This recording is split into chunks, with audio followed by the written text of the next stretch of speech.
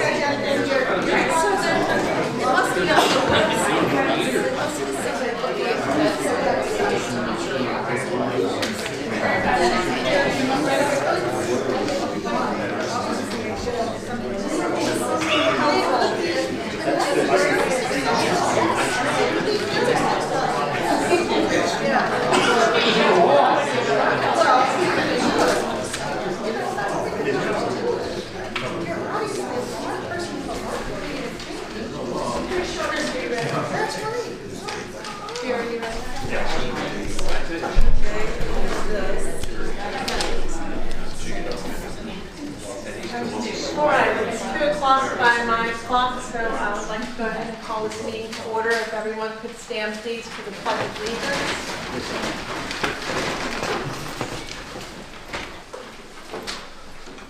I pledge allegiance to the flag of the United States of America and to the republic for which it stands, one nation, under God, indivisible, with liberty and justice for all. And a moment of silence.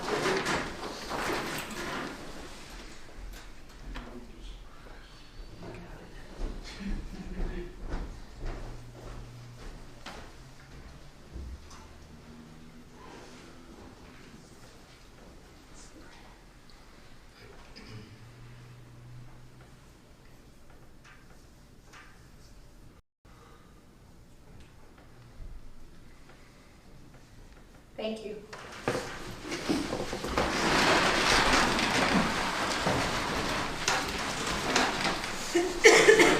All right, the first item on the agenda today is the adoption of the agenda. Do I have a motion to adopt the agenda as presented? Just note that there is, for the addendum items, none are require action of the board, I believe. So, they are presented on the agenda that's before you and on board notes.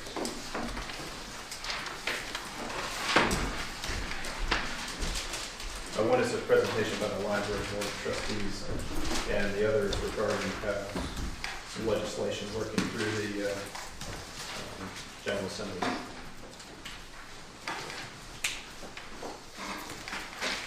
I'll make a motion that we adopt the agenda as presented, including the agenda items that Mr. Kirby identified. Thank you. Is there a second? I'll second. All in favor, please say aye. Aye. Any opposed? Thank you. Next item on the agenda is the school report with Dr. Brinsley.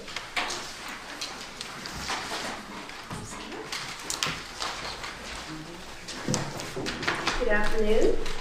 And all you friends in Pantherland, things have been bustling since schools were back in session for the new semester.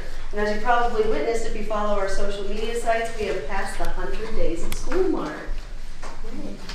So let's begin with some student accolades. The Rapp Middle School Battle of the Books team participated in their very first open meet last month at Auburn Middle School in Fauquier County. Our team scored very well with one of the teams, the Book Thieves, winning each of their individual matches and tying one. Battle of the Books is a voluntary enrichment reading competition which promotes and encourages students to read a variety of books from varying genres. Students are given a list of 20 books to read, and they must study and answer random trivia questions about those books. Our gifted and talented specialist, Lilo Wolf, truly loves bringing this program to our students as it not only makes them more eclectic readers, but also mentally prepares our avid readers for participation in Scholastic Bowl at the high school. Speaking of Scholastic Bowl, after ending the regular season at 10-2 with their only losses to Clark County, our Panther team took the Bull Run District runner-up on January 25th in Luray, defeating Strasburg, Page, and East Rock. Again, their only loss to Clark County, who went on to win the district championship. However, just this past weekend, the Quiz Bowl team clinched the BHSL Region 1B Scholastic Bowl Regional Tournament in Danville, beating Surrey County, Central Lunenburg, and Galileo Magnet School. The Panthers traveled back to Danville again this Saturday to compete in the Super Regionals, where they will be vying for a spot at the state competition. So congratulations to our Quiz Bowl team. They're doing an excellent job. Our Panther band has been very, very busy, and despite lower numbers, the band is marching full steam ahead. This last month, students in the Tri-County Honor Band performed a community concert on Saturday, January 25th at Fauquier High School. The performances were incredible and really gave our students perspective when playing with such a large ensemble. Congratulations to the Tri-County Honor Band students from Rappahannock, Lily Smith, Jaden and Peyton Sillo, Elijah Lowe, William Newman, McKenna Tarosian, Faith and Erica Beck, Lily Grimsley, Everett Zook, and Declan Perot. Band students also had an opportunity to audition back in December for a place in the All-District 14 band. Students earning a spot in the All-District band were Sophia Hernandez, Nino Kirchman, Julian Cordero, Augustine Garcia, Katie Cornan, Peyton Sillo, James Allred, and Isaac Plaxton. The All-District Band performed just this past Saturday with other selected students from across the district at Millbrook High School. Congratulations to our Panther Band students. Last week, scores were announced for the National Classical Etymology exam. Congratulations to the high achievement of Daniel Della Luca and Cassia Gaynor, both earning the bronze rating, Rachel Wedhorst and Miranda Jenkins for earning the silver rating, and Nicholas Plaxton, Michael Newman, and John McKelvey all earning gold rating. I hope you were able to read about and see some of the amazing photos of our kindergartners who received their own $100 savings accounts this last month. The first of its kind in Virginia program called My Future will work toward achieving the overarching goal to ensure that every Rappahannock County student will graduate with a plan for the future, financial capacity, academic, and personal skills to pursue that plan confidently and successfully. Part of this mission is also to build the financial capacity of our families and community. Already this month, we have held our first parent workshop on the Virginia 529 Savings Plan and how these programs are available to start thinking ahead for the future. We also have begun personal one-on-one coaching for parents and any community member who wishes to meet with a financial consultant or future coach. If you are interested in learning more, please contact Jenny Capsa at the high school.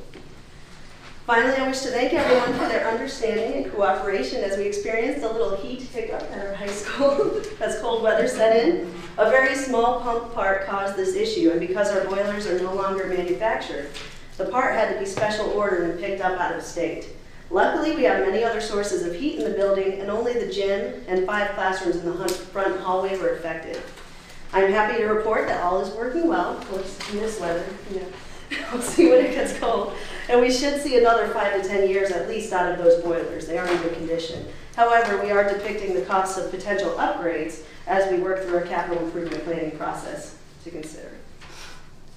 Budget is moving along quickly. We have been tracking education bills in the House and Senate committees of the General Assembly with every session that meets. And I'll tell you, I feel like a cat chasing a laser beam, watching all these bills come and go. But there's a lot that could impact Rappahannock County schools, so that's why it's important to pay attention.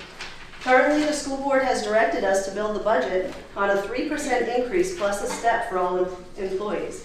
Should the governor's budget be approved, we will meet the requirement for a 3% increase in the biennium for SOQ funded positions over the 2 years.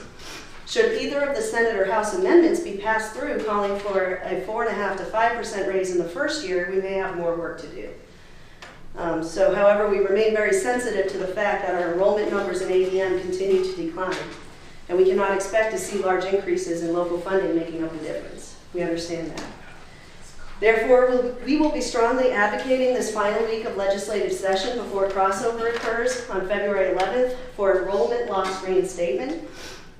as it is one of the largest, most direct state aid received to our local school division to make up for the loss of ADM without a local match. The patrons of these bills concerning enrollment loss funding are Delegate Chris Hurst and Senator John Edwards. So as you speak with your delegates and other legislative representatives, please call their attention to the impact of enrollment loss funding for Rappahannock, and that would be very helpful. Finally, thank you so much to Ms. Smith and Ms. Donahue and Mr. Curry for meeting together for our first Budget Strategies work group. It was a great discussion which allowed both the county and the schools to better understand each other's current situations as well as get a sense of competing priorities. We are very happy to continue this dialogue, and we are very much looking forward to sharing our preschool update with you next week at the joint board meeting. This kind of collaboration will be very helpful as we move forward. As always, thank you so much for your continued support of our public schools. If you have any questions I can answer for you. Thank you, Dr. Curtis. Thank you so much. Thanks a lot. Thank you. Appreciate it.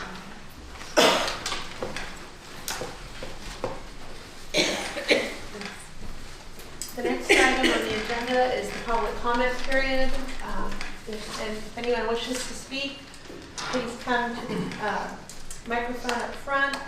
Please include your name and the district that you're from, and if you keep your comments within about the 5-minute range, that would be much appreciated. We do have several old business items regarding the tower on the agenda today, and there are not separate public hearings for those items, so this will be your only opportunity to speak regarding those items if you wish to speak. Yes, sir. Yes, sir. And with that, I declare the public comment period open. Mr. Irwin.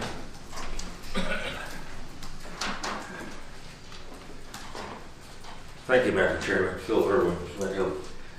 Later this evening, you will be considering two issues which are very important to me, and I think very important to the future of Rappahannock County. Cell towers and billboards. As far as billboards are concerned, may I suggest that there are several jurisdictions in the state of Virginia that have, by statute, outlawed any electronic billboards that may be changed, the subject which may be changed electronically. They've just plain outlawed them. And I would suggest that the possibility would be recommended for consideration in lieu of just plain approving what has already been put in, as far as I'm concerned, illegally.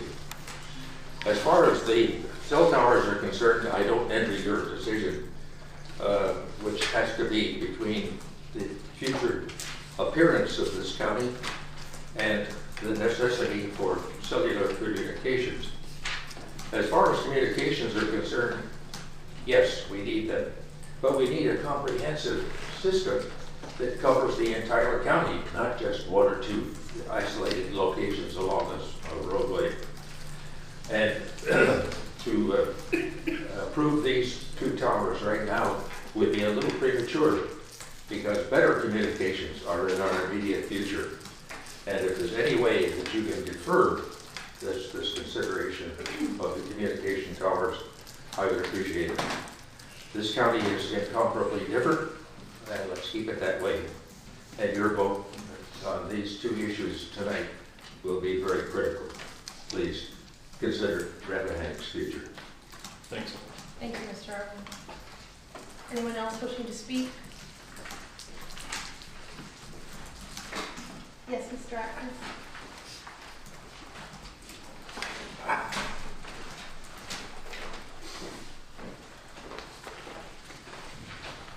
Jack Atkins, Amosville. I'm here on behalf of Amosville Fire and Rescue. As you know, Rappahannock County started paying 100% of operation costs of all the fire and rescue departments in July. Amosville negotiated with the Culpeper County Board of Supervisors over 20 years ago. We've been submitting a budget to Culpeper County to get part of our operating expenses, and we're not paid by Rappahannock at any point. We do not get the 100% operations from Culpeper. We was basing it on a percentage basis. Amosville has to prepare all that paperwork to the Culpeper, And we also have to attend budget meetings at courthouse. And since Rappahannock paid 100% of the operation costs, Amosville is bringing a check for $9,525 back to Rappahannock County. However, we are requesting this funds to come back to Amosville. We are doing all the work. It's not costing Rappahannock County taxpayers no money. We need these funds to buy a piece of apparatus, an ambulance, a fire truck. As you might not know, a new ambulance is $250,000. A fire truck costs, engine is $750,000. So on behalf of Amosville, we're trying to do the right thing. We're not trying to double dip. We are asking these funds be returned to us for operations. Thank you. Thank you, Mr. Atkins. Thank you. For capital or for operations? Thank you, Jack. Anyone else wishing to speak? Yes, Steph.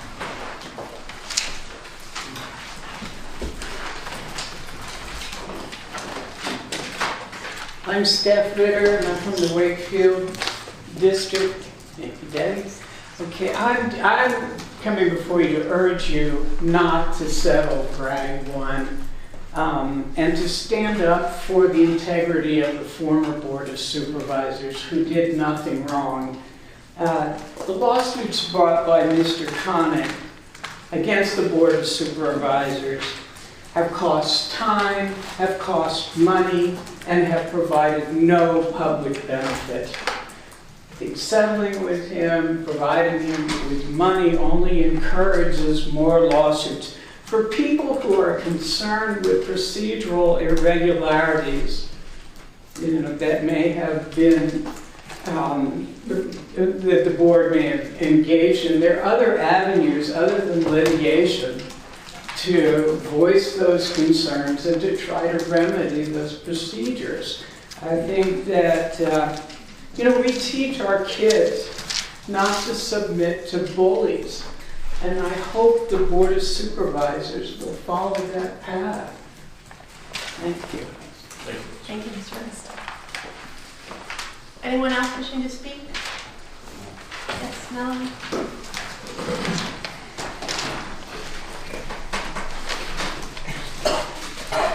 Hi, I'm Melanie Kaczynski, Stonewall Hawthorne District. And I'm John Jackson, Stonewall, Hawthorne District. This is just a formal letter that we did have signed by Mr. Jackson for the comments that were made at the public hearing the other week. Mr. Jackson's also received a letter from Mrs. McCreary, how do you say her name? Do you want to, I think the point,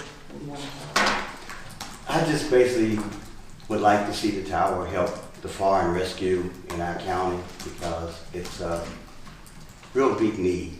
I have witnessed accidents on 522, and to stand out there with a cell phone in your hand and not being able to get help is pretty bad. That's my main concern, is to see that we approve it to help the county and adjoining counties to where someone's life is safe. That's my biggest situation. As far as the tower going up, the upkeep of the road, is, basically what I would like to see done. and possibly the screening as well. As well. And preserve the trees around the screening of it, to where somebody won't say the trees were damaged due to the tower. What happens if we have storms? Will the service continue to help people during storms? Is my concern. Mr. Jackson, we appreciate it. And I know you attended the meeting on Monday night for the public hearing, and Ms. Kopchansky spoke on your behalf.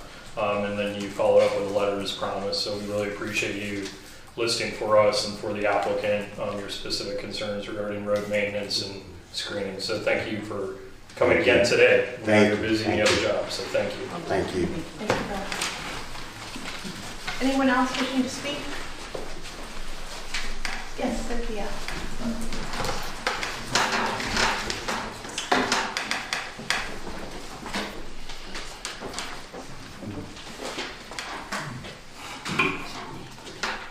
Everyone knows my views. We have a chance to bring fiber into this county. We have a mission statement now. We have better educated, I hope, county officials and hopefully planning commission members.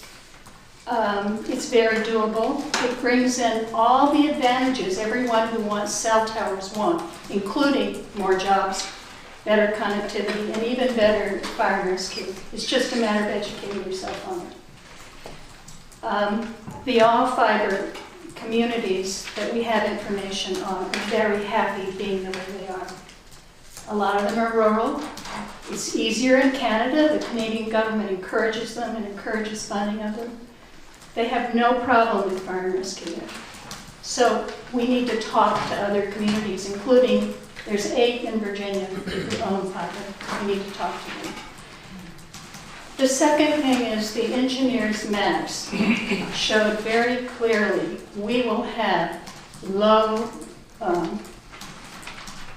frequency coverage all the way down 522 when Boston and Sperryville are fully up. Low frequency is what most cell phones run on. High frequency is the 5G. Now, if you don't know what 5G is, it's being opposed everywhere. It's being opposed because it goes short distances. It's a higher microwave frequency. It's never been tested on humans. They want to put extra infrastructure like mini cells on the electric poles and blast it into our homes close range. So that is the high frequency. I've given you material. There are thousands and thousands of scientists, environmentalists, and so on opposing this. So I don't think we need the 2 towers. I think we can get cell phone emergency service, any broadband you want, when the Boston and Sperryville towers are up and running from the engineers' color-coded charts.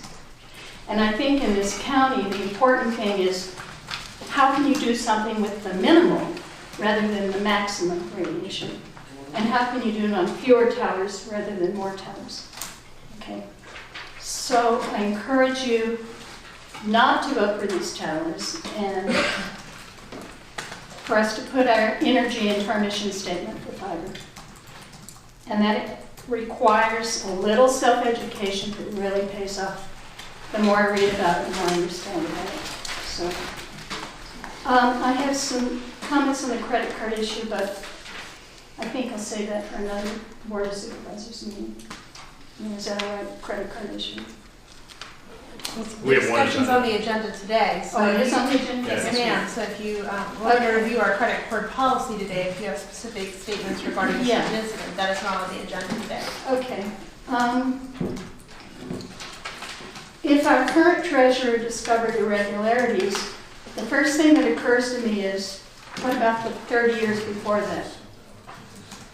Did this go on as a way of life until she happened to discover it? Okay. And I am thinking any county officials who hold credit cards should be listed so everybody knows who they are. Secondly, exactly what they're allowed to charge and not should be listed. Whether it's everyday eating in a restaurant, whether it's flying somewhere, should be listed. The third thing is the person who monitors whether they're holding to these stipulations, I think should be a non-credit card holder. It could be one of the staff in the county administrator's office who doesn't hold a credit card. It could be a supervisor who volunteers who doesn't hold a credit card. But that makes sense to me because this whole shocking thing that came out is sort of like the chicken garden, the chicken house. I mean, the fox garden, the chicken house. If you hold a credit card, why should you monitor it? Somebody else should. And that's for I don't know how many cards are out there, but for how many, I think maybe Lauren or maybe someone in the county minister's office should have that checked. They do other confidential things. You know. Those are my feelings. So thank you. Thank you, Cynthia. Anyone else wishing to speak? Yes. Oh, sorry, it's not Patty and then Sheila. Sheila can go. Okay, and Sheila and then Patty. Good afternoon, it's Sheila Gressinger, Hampton District. I wanted to address the cell towers. I was busy with my phone over the weekend, and I took some pictures because we're concerned about the view shed. So I took some pictures along one of the highways, and I found a lot of electric poles and electric wiring all over the place. I took another one and I circled it because what it is, it's an electric pole that goes back through the countryside, through a gap in the trees, so they're all over the place. So that's something that came a long time ago and people got used to it. Now, I do understand the importance of our view shed, but I want to call attention to the fact is, what is the balance between our view shed and the health and safety of our citizens? And that calls to mind all the volunteer rescue people who came and spoke. And the trauma that they're going through, I want people to think about. Because it's not only the people that they couldn't help fast enough, or while they were on the way to the hospitals, they couldn't determine which hospital was going to be the best one to do. And so you have the trauma of our then they're volunteers. They're our rescue workers. So I think you need to take that into consideration. I did listen to the public comment, whenever it was, Monday. And it seemed to be, with a study that was done, there was a consensus that adding the Scrabble tower would help with that specific corridor and possibly postpone until another time or until another area could be discovered to be compatible with Woodville that would then complete the whole thing. But the importance of acting now is, I was on the road yesterday, midday, and 2 deer ran across the road on 211. Totally unexpected. Luckily, I'm a very defensive driver, and I put on the brakes and nobody crashed into me from behind. But that was 2 deer. And we have parents who have said, you know, their kids are going to be getting their license. They're going to be on roads coming home, not necessarily from, oh gosh, I want to go over to Johnny's house, but possibly school activities. And they're going to be on these country roads, and if their car breaks down, it might take a while for them to be rescued. So I think there's a huge balance that we need to address. And I do think it's very important for the cell towers. Eventually, maybe we can get something that looks like a tree, or perhaps on the Woodville site, it could be relocated to a specific other area that in all conjunction with the other 3 would be the 4th one. And I would at least get Scrabble up, because you do have momentum going from the CWS, as far as I can understand, of people who are signing on board to get it going. There's no one-size-fits-all on this cell tower thing. And internet and broadband are something totally different. I had a discussion on one of the media things, and if you have your internet, that's fine to try to get into all the different houses, but when you're driving on the roads, you're not going to have cell service. And one of the other important things, I was looking at the comp plan quickly, and it's talking about encouraging and being aware of all the wonderful volunteers we have in this county. Well, look at the color of their hair. They're aging too. It's just like the rescue squad, they're all aging out. And if we don't give a welcoming atmosphere to the tourists who are coming in, who are then the potential people to be bringing families in, we're not going to have the next generation to be able to come forward and replace the people who are aging out. Thanks. Thank you, Sheila. Thank you.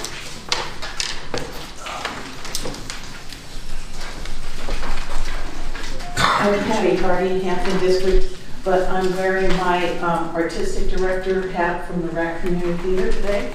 Last fall, I mentioned to you that we were going to do a show for our holiday show that was an adaptation of a children's story, adapted and put to music by Paul Reisler of Kid Pan Alley.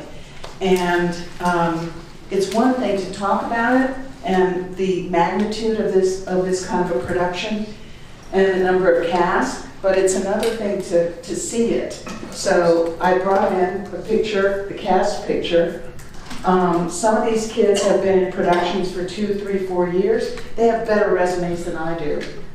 And this year we attracted a whole lot of new folks too, kids and grown-ups. So we were really excited. There was a lot of great feedback, from the parents about how much fun their kids had and how grateful they were to have a safe place for their kids to go. Kids have come up to me and said that they want to do more kinds of theater. So we'll be picking their little brains to see what kinds of things they want and try to work that in. Also try to work in, have other programs, have other plays besides the Christmas play where kids or youth can be involved. We're working on The Good Doctor now, which is it's a play by Neil Simon, and it's made up of 10 or 12 little individual skits that are spoofs of Anton Chekhov's short stories. And there's a chance for some youth to be involved in that, from like mid to over teens. So we're really trying to increase what we do with the kids, with the lower, the younger folks here in the county. So I just wanted to circle the loop since I had told you about it last year. Thank you. Thank you. Patty, thanks a lot. I took my children to see it. I think the last weekend was awesome. And my only criticism is you used about half the county for your cast. So you kind of undermine your audience. But Well, it ensures lots of grandparents and parents and aunts and uncles. No, it was really great. Thanks a lot. Thank you. Thank you, Patty. Next on the agenda, is there any other, Mr. Deacon? Good afternoon, Deacons, Hampton District. I feel like I'm working on a broken record here, but I want to continue my opposition to the cell towers in any form. I urge you to read the science that's been provided by Mrs. Price. All the scientists can't be wrong, essentially. It's a health issue, and as well as our beautiful view shed issue. And I urge you to disavow it. Thank you. Glenn.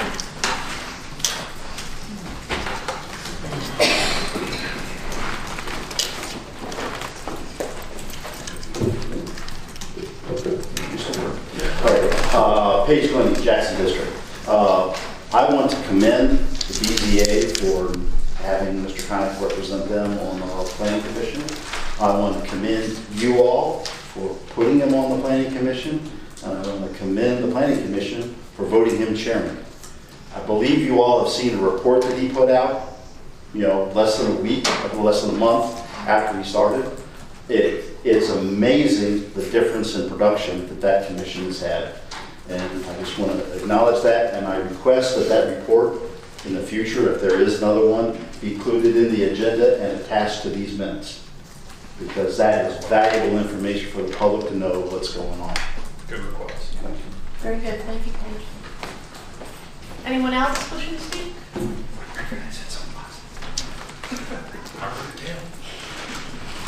All right. That takes us to our consent agenda. And there we have one item in the consent agenda that we've talked about pulling out in light of the fact that Mr. Frazier is not here today, which is the resolution of appreciation for Mr. Comar.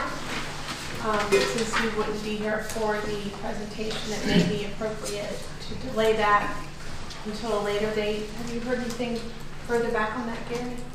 I have not, but the resolution is set up as others have been for signature by all 5 board members. So Mr. Frazier will not be able to do that. So I think it would be appropriate to push that to your next meeting. So I would just ask that we go ahead and pull that out, and I think that will be sufficient to take it off the consent agenda. Madam Chair, I would like to request that we pull from the consent agenda. I promise to not belabor this and turn this into a long discussion, but I'd like to remove from the consent agenda item number 2, accounts payable. Okay. And then also item number 4, Board of Supervisors contingency budget process. I had a couple of questions there that I think would be worthwhile to air publicly. Okay, so do we have a motion to approve the consent agenda with the amendment of pulling out item number 2, 4, and 5, continuing 5? 1 second. Did you say supplemental appropriations also? I did not. I was, There's none there. So there's none there. there.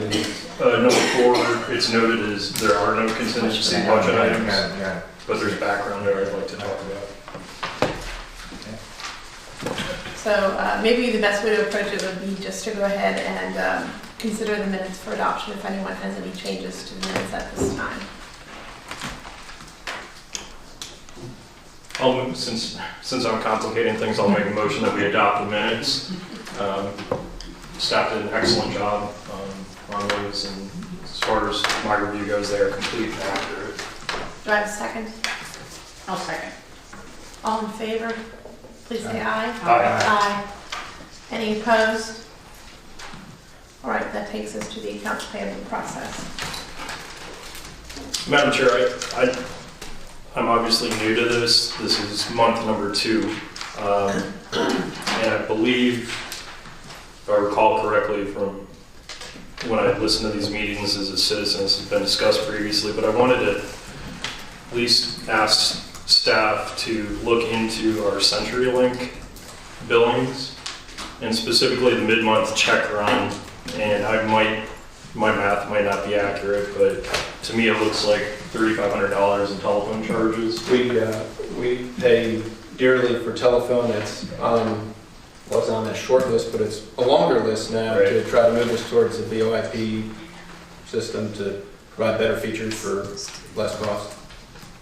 Is that a rough number about right? It's $3,500 a month. Is it? I can't answer that. Yeah. I mean, it's in the, Right. what you see It is a monthly check run. So well, I mean, it's possible that there are, that there could be a maintenance service cost in there, but okay. we can certainly move it together. Yeah, and I want to acknowledge how our staff is working to run a tight ship, but this jumped out at me as pretty significant, and I think to the extent we can look at other options, let's try to do that to save taxpayer money. I think that was the utility. One of the utilities I know, Stotson had drilled into quite a bit when I first joined the board to try to decrease some of those charges. As we were working on the backhaul issue for public safety towers, we engaged Shentel, and I was trying to broker a master deal to get it all done. But at the end of the day, their solution was much more costly than their competitor Comcast. So we took the backhaul with Comcast and placed the telephony back on the back burner. Okay. All right, well, I just wanted to highlight my concern about that, and yeah, just remain focused on looking at alternatives. I surely appreciate it. Before any action is taken on the accounts payable, be appropriate for board members to consider reading a disclosure statement because there is a payment for Walker Jones.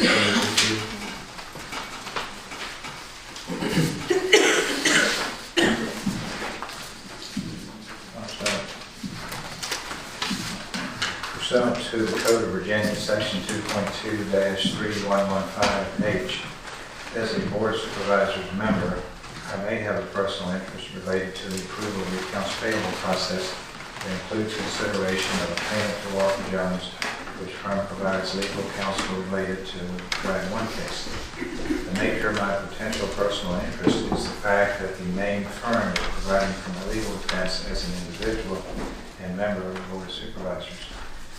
I certify that my involvement in action is as a group of 3 or more members of the Board of Supervisors which are affected by the transaction, and that I am able to participate in the transaction fairly, objectively, and in the public interest. Pursuant to the Code of Virginia, Section 2.2, 3115H, as a Board of Supervisors member, I may have a personal interest related to the approval of the accounts payable process that includes consideration of the payment to Walker Jones, which firm provides legal counsel related to the Bragg 1 case. The nature of my potential personal interest is the fact that the named firm is providing for my legal defense as a member of the Board of Supervisors. I certify that my involvement and action is as a group of 3 or more members of the Board of Supervisors, which are affected by the transaction, and that I am able to participate in the transaction fairly, objectively, and in the public interest. Pursuant to the Code of Virginia, Section 2.2-3115H, as a Board of Supervisor member, I may have a personal interest related to the approval of the accounts payable process that includes consideration of a payment to Walker Jones, which firm provides legal counsel related to the Bragg 1 case. The nature of my potential personal interest is the fact that the named firm is providing for my legal defense as a member of the Board of Supervisors. I certify that my involvement and action is as a group of 3 or more members of the Board of Supervisors, which are affected by the transaction, and that I am able to participate in the transaction fairly, objectively, and in the public interest.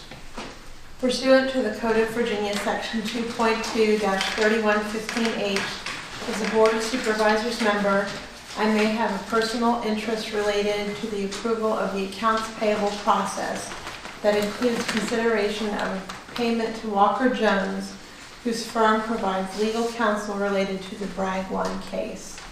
The nature of my potential personal interest is the fact that the named firm is providing for my legal defense as a member of the Board of Supervisors. I certify that my involvement and action is in a group of 3 or more members of the Board of Supervisors, which are affected by the transaction, and that I am able to participate in this transaction fairly, objectively, and in the public interest.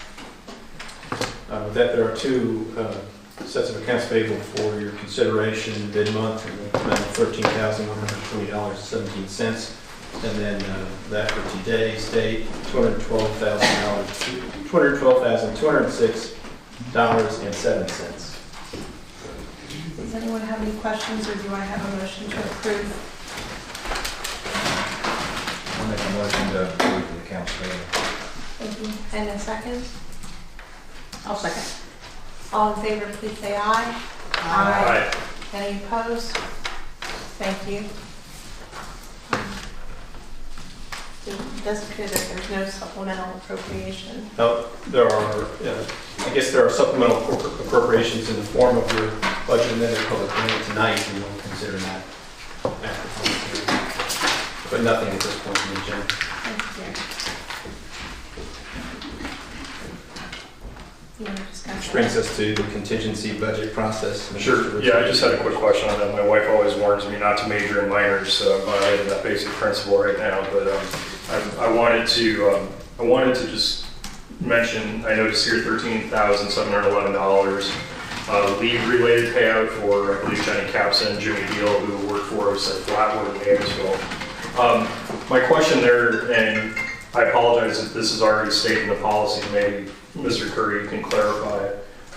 Typically, to keep amounts, vacation payout amounts to a minimum to not surprise folks like us with a big check at the end of one's employment, you would have a limit to carryover time into the policy. I was just curious if you could clarify that policy and if we have one. Yeah, absolutely. We have we have a draft policy that very clearly summarizes all of this, and that's with Baker Tilly right now. Preceding that, we have a letter from the former county administrator outlining the process. The reason this payout is so high is that historically comp time has been allowed to be kept, and Mr. Deal had a considerable amount of comp time on the books. There is a limit to both annual vacation leave and sick leave payout. Well, actually, there's no payout on sick leave, but on annual. Okay. The problem is he worked for the county a long time and didn't take any time off. That's absolutely so. It's a scheduling issue. We probably should have had more bodies involved in those roles to have more flexibility. Okay, but in terms of Baker Tilly recommendation, that's important for me to hear. We'll be reviewing this further and maybe making refinements to our policy as needed. It's my goal to eliminate comp time as much as possible. Okay. Yeah, it just hit me as a big number, and just in terms of cash flow and budgeting, I just want to make sure that our policies are at least in line with the goal of reducing large payouts like these. So thank you for the explanation. And we will move on from the resolution from Mr. Komar for now. And that brings us to item F, presentations with the library board trustees. That'll be me. I will stand back. I do not have a quiet voice. I'm Janet Davis. I am just finishing my term as president of the board. I'm now vice president. Victoria Fortuna, who's next to me, is now president for the upcoming year. This is my final year of serving on the board after 2 terms. So this is my 8th year. I'm in the Stonewall Auburn District, so Mr. Parrish brought my name some many moons ago. It has been my pleasure to be on the library board all these years. And so what I'm here to do today, for really the first time that I can remember, is for us as a board of trustees to present to you what we've been doing to let you know a little bit more about what the library is and does, and for everybody else who's here to get to know us a little bit more, because oddly enough, there's probably lots of things you don't know, things that I didn't know in the process of getting ready for this presentation today even. So first thing I want to show you is that we have been working on a brochure, and I did the layout for this, and we've all been nitpicking it. It was briefly up on the agenda today, and then we do not have permission to have some of these children's faces on this yet, so we felt like it was inappropriate to release it to the public yet. But this is the library brochure that we've been working on about our staff and what we can do for you, what our mission statement is. Did you know the library has a mission statement? Like most of us in business, we do. A snapshot of our 2019 and our moving forward role. Yes, we're a library, but what are we really doing in the county? What do we do for our citizens of the county? And we like to think of ourselves more and more as a community center, because we're not just the place that you go to check out a book. Actually, we're the place where you go to use high-speed internet, obviously. We provide meeting space at no charge. We have lots of groups that meet there. And ad nauseum, I can go on and on, I won't for time. So we like to think that our role is not just as a library, but a sort of a place that fulfills a lot of other needs that the county has. And as we move into the 21st century, we feel and realize that that need is growing and changing, and we need to be able to grow and change with it. The building as it exists has been there for 35, 40 years. Even at the time, the original architectural drawings had provisions for how it would expand in the future. So we know that even then there was an ode to what it would be like down the road. And of course, times have changed. How many of us would have thought of having an iPad on our lap, even a decade ago, literally. So we are looking at doing an expansion and renovation. And so part of what this brochure does, and part of what we want to feel that we want to report to you, is how we're looking at that and how we're moving forward. But a couple of things about our past year. We have produced an annual report for our public library, which talks about our statistics, kind of boring things if you need some nighttime reading. But what's interesting to me is that pretty much across the board in every category, our increases are up for a 1-year look, snapshot. So the number of library card holders has increased. The number of circulation of all materials has increased. The visits by patrons, meeting room use, this is a big one. In 1 year's time, meeting room use, and that's the Jameson room, which we all know and love. Been there many times. The use of that room in a 12-month period increased 35%. Wow. Yeah, it's the only room in the county where you can go and there's no charge. And it's not big enough for half the things we all want to do there. That is crucial for the county as we move forward. What kind of space do we need? What kind of offices do we need? What kind of other services can we provide?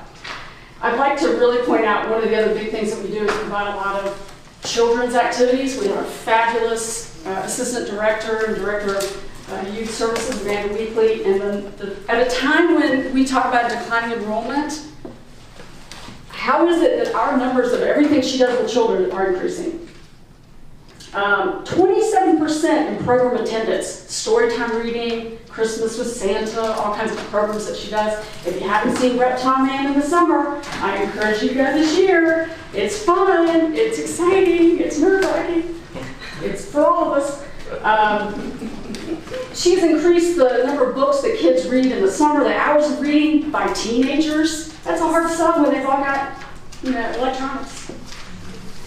And I'd like to say, because our superintendent of schools is here, we're pretty excited about building community relationships. And one of the things we've been most excited about is what we're starting to do, partnering with the schools, with PTO, with literacy programs, because we don't feel like in a community you have a school over here, especially a community as small as Rappahannock.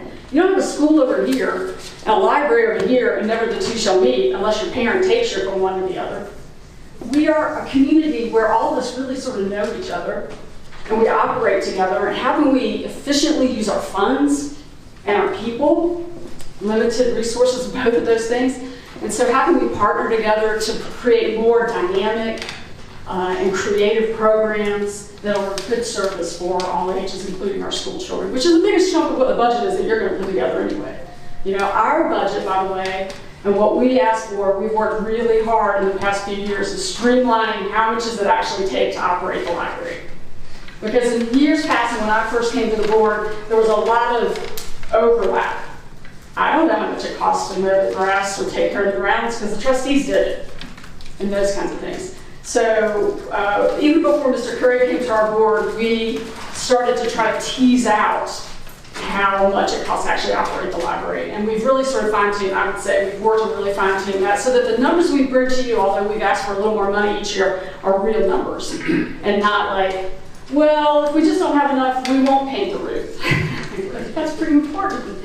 So the other thing that we've done, in addition to increasing activities at the library and all the programs that we're trying to provide, we've really looked at, we wanted to take a snapshot and present to you and really look hard at all the things that we did this year that may not be really obvious.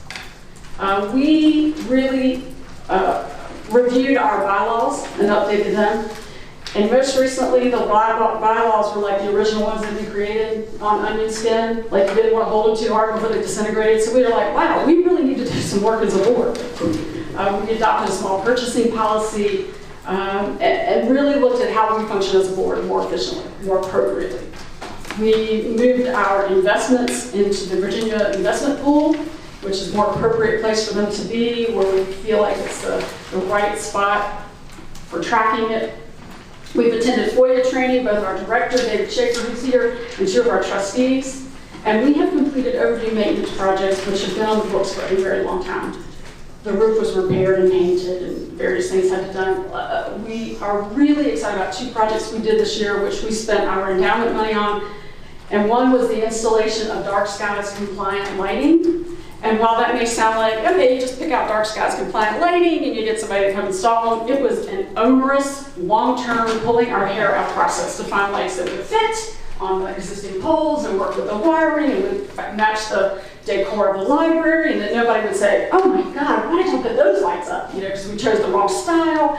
And then to find a supplier, David, that hadn't gone out of business or that would return our orders, and then that person did, and we had to start from scratch. So when I say that was a big project, I'm still wiping my brow. We've also installed new carpet and done maintenance and painting in our bathrooms and our offices, which had the original carpet that was in wrinkles and you tripped when you went into the offices. And the Jameson room, we've updated and painted that. We've worked more closely and developed our relationship with the Friends of the Library on various projects. We've asked them to support our children's programs, which they do, and other small things. And lately, we've worked really hard. David did a lot of hours on getting a brand new projection system in the Jameson room. Like you can Wi-Fi to it, and you got a new screen. None of that thing where you don't pull the screen down, it's gonna fall out of the ceiling. That's all gone. So I even connected my computer when we made the other day, we were writing this big brochure, and I had David in there helping me with some statistics around that brochure. I Wi-Fi'd my computer and did the big fancy, 21st century thing. That's where we are. We're excited about that. And the last thing that we did, which benefits everybody, whether you realize it or not, is we partnered with the school system, at Robin Bolt's suggestion from the school system, to partner with them for high-speed fiber optic internet. And it brought down the cost for both entities, and it has filled a niche in this county that no other business or place can really fill. You can come to the library any time of the night or day and sit in the parking lot and stream your movie now. That is the service we're providing. We want everybody to be happy. When my electricity went out, which meant my internet and my phone, which is an internet phone, didn't work on a snowy afternoon some time ago, last year, I guess, my child had homework she had to do and had to have Google Docs. We climbed in the truck and we came to the library and sat in the parking lot and did it. There's a lot of people in this county that don't have internet, or they certainly don't have high-speed internet, or they certainly couldn't afford it. And we feel really proud to have spent our endowment money on doing that and partnering with the schools, and look forward to more cooperative and partnering with other groups here in the county. In 2020, as I've mentioned, well, let me back up. Also in 2019, we wrote, which also took a lot of hard work, wrote and created an RFP, which was publicly posted, and we had architectural firms respond for a potential renovation and expansion of the library. So we've just entered that process. So our big 2020 goal is continuing down that road and to work with stakeholders and to have public input. What do we want? What do we need? We think that maybe even our board needs things that you might work with us to make that building part of what you need. Maybe there's other ways that the library can serve other purposes.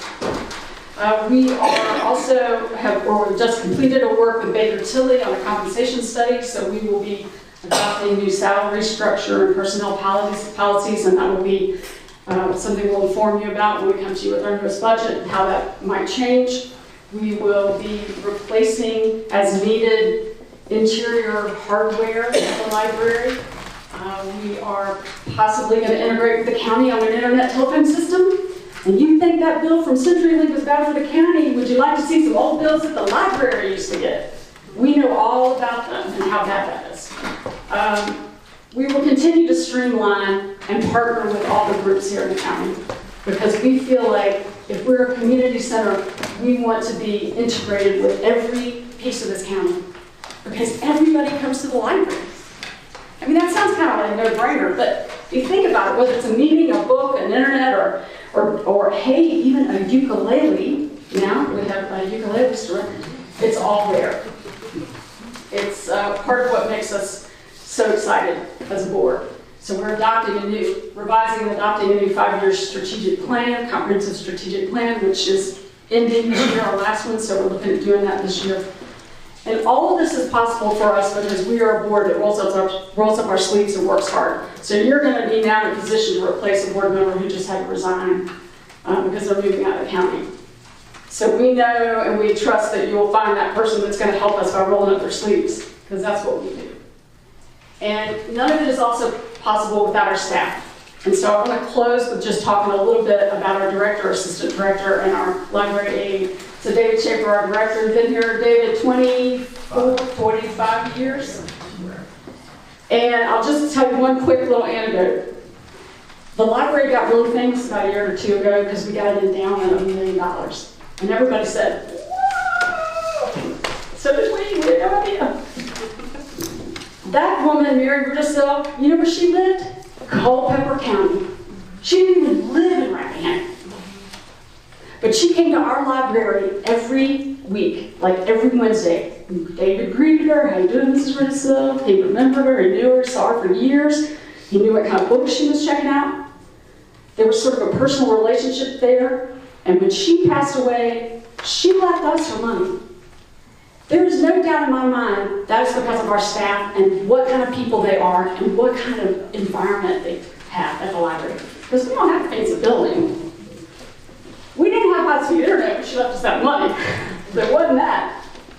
It's the people and what they've made it.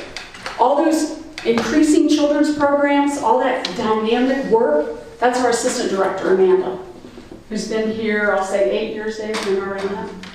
And Denise has been with us closer to 15 or more years, now full-time. And if you like any certain kind of books, maybe you like murder mysteries, maybe you like romance, maybe he's a on my board, I just had to get that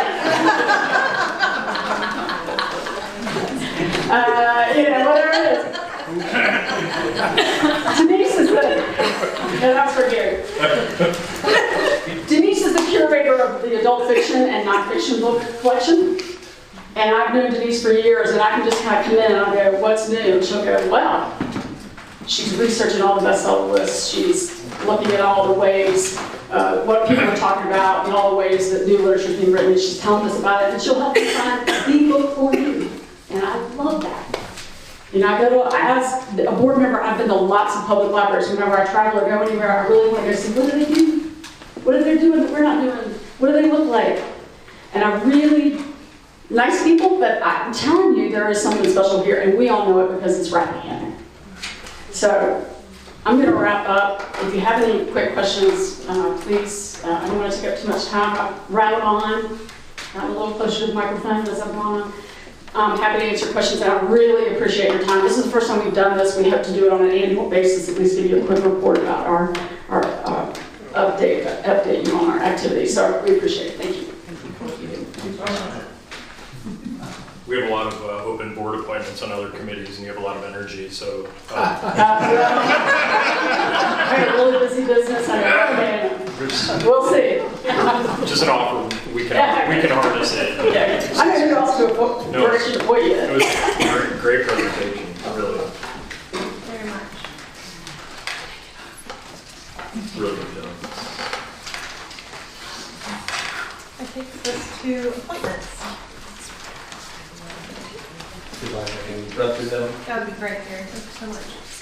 As has been standing on your agenda for many months, is one vacancy on the Agricultural and Forestry District Advisory Committee. Our one member who is a landowner in the county. I have no applications for that.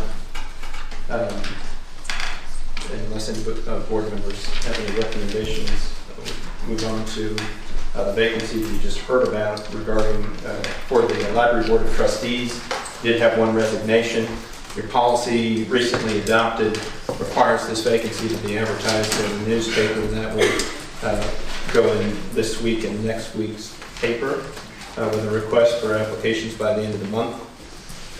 So really just a notice of the vacancy here. Next is a continued vacancy on the Recreational Facilities Authority. That is also a vacancy due to resignation. And I have no applications for that. It was advertised in the newspaper, and unfortunately we've not received any applications for that as well. And lastly, just an update on the fire levy board. As board members will recall, the members of this committee are selected in a number of different ways. But the listing in the board packet simply provides information to the board to let you know that Chief Hollington was appointed by the Fire and Rescue Chiefs, and Dave Jarrell was appointed by the Fire and Rescue Association. Both of them have jumped right in and are providing valued service along with your individual members. And I believe with that, that completes the appointment section. Takes us to old business. We wouldn't mind reviewing the interim county administrator's exit report, please, Dan. At your seats is a printout of the tracking matrix similar to that which was provided at the last meeting. I removed, as requested from this tracking table, those items that had no further action required, and available to answer any questions. Let's get your advice on how to move forward. A number of these continue to rely on the actions that will come out of the new personnel manual that's under review by Baker Tilly. Many of them, when I reviewed, seem to come under Baker Tilly or ongoing work at the Planning Commission level.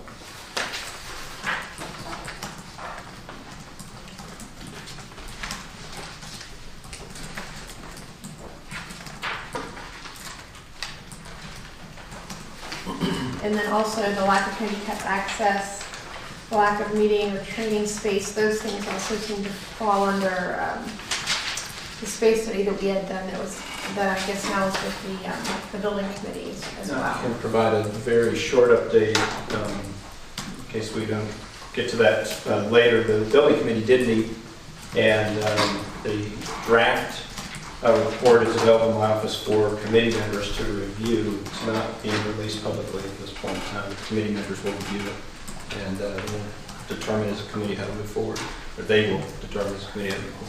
Mr. Curry, one thing I wanted to bring up in the context of this great presentation we heard on the library. Ms. Davis, I love the way she characterizes the library as our community center. And we all know that meeting room gets used a lot. And with the possible expansion of the physical library facility, my question, and I recognize the space study's not out there, I haven't seen it yet.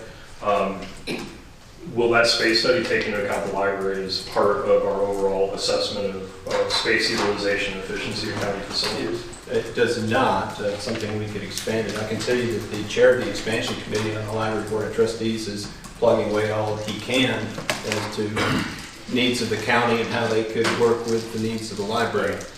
Yeah, to me it seems like an obvious point for expansion because whether we like it or not, we all use your internet in the parking lot. Maybe, get a covering for cars who park there late at night. Every afternoon. Right, yeah. But no, I think it's an important point because other people talk about community centers, and obviously we run lean here, and so utilizing that facility to the best of our ability, and thank you for all your work in that regard. So we use it for a number of public meetings right now, right. Committees of the board, budget work sessions, along with all the other Girl Scouts and everything else that meets there. Great. So there is a significant need, and I think that we could really. Yeah, I think that would be great, and your presentation certainly helped in our thinking in that regard, so thank you.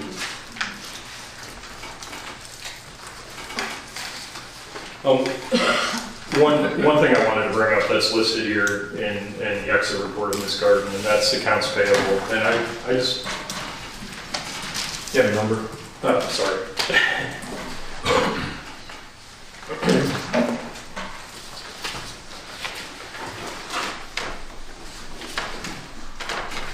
I'll find it in a second. I just had it. I apologize. Number 30. We have an excellent treasurer who pointed out to me not too long ago that compared to other treasurers in other localities, she does more than that constitutional officer position normally entails. And that includes expanded duties involving accounts payable review. And in light of the discussion in the press surrounding credit card use in the county, I want to be emphatic and unequivocal in stating my support for Ms. Nick and the job she's done. And she has a sworn duty to review our payables and report on any irregularities that she's seen. And the last thing I think any of us would ever want to do is question her commitment to fulfilling that duty. So I just want to thank her for her service, and we appreciate that you do a lot more than you're required to do as a constitutional officer in that position. So thank you.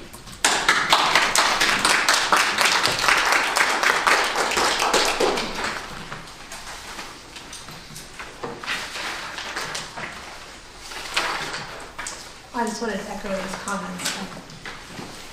I think we could talk about that for quite a long time, but I'm always appreciative of a diligent and impartial job that Ms. Nick and her staff do.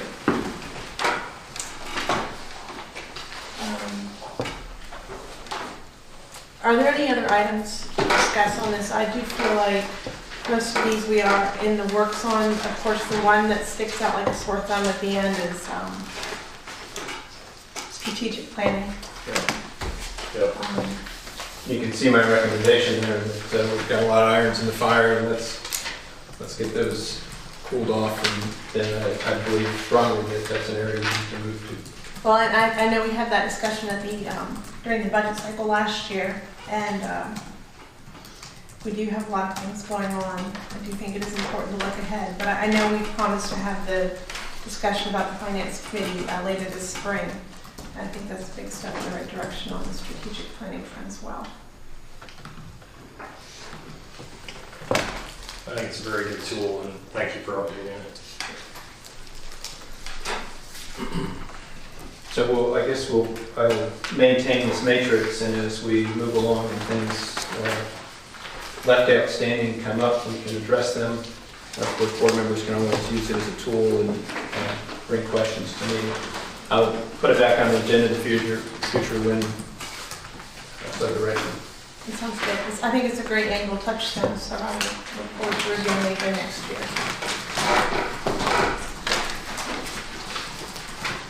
That brings us to the application to the Scramble Tower site.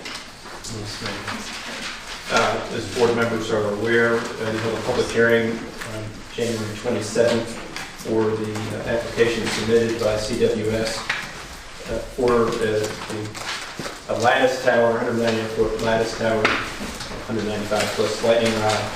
But since that time, they've offered to change the design of that tower to a monopole and offered to paint the tower to blend the surroundings at the will of the board, as well as eliminate an earlier request to not post a removal bond, and they've proffered to post a removal bond, essentially. There are a few other minor waivers they requested relative to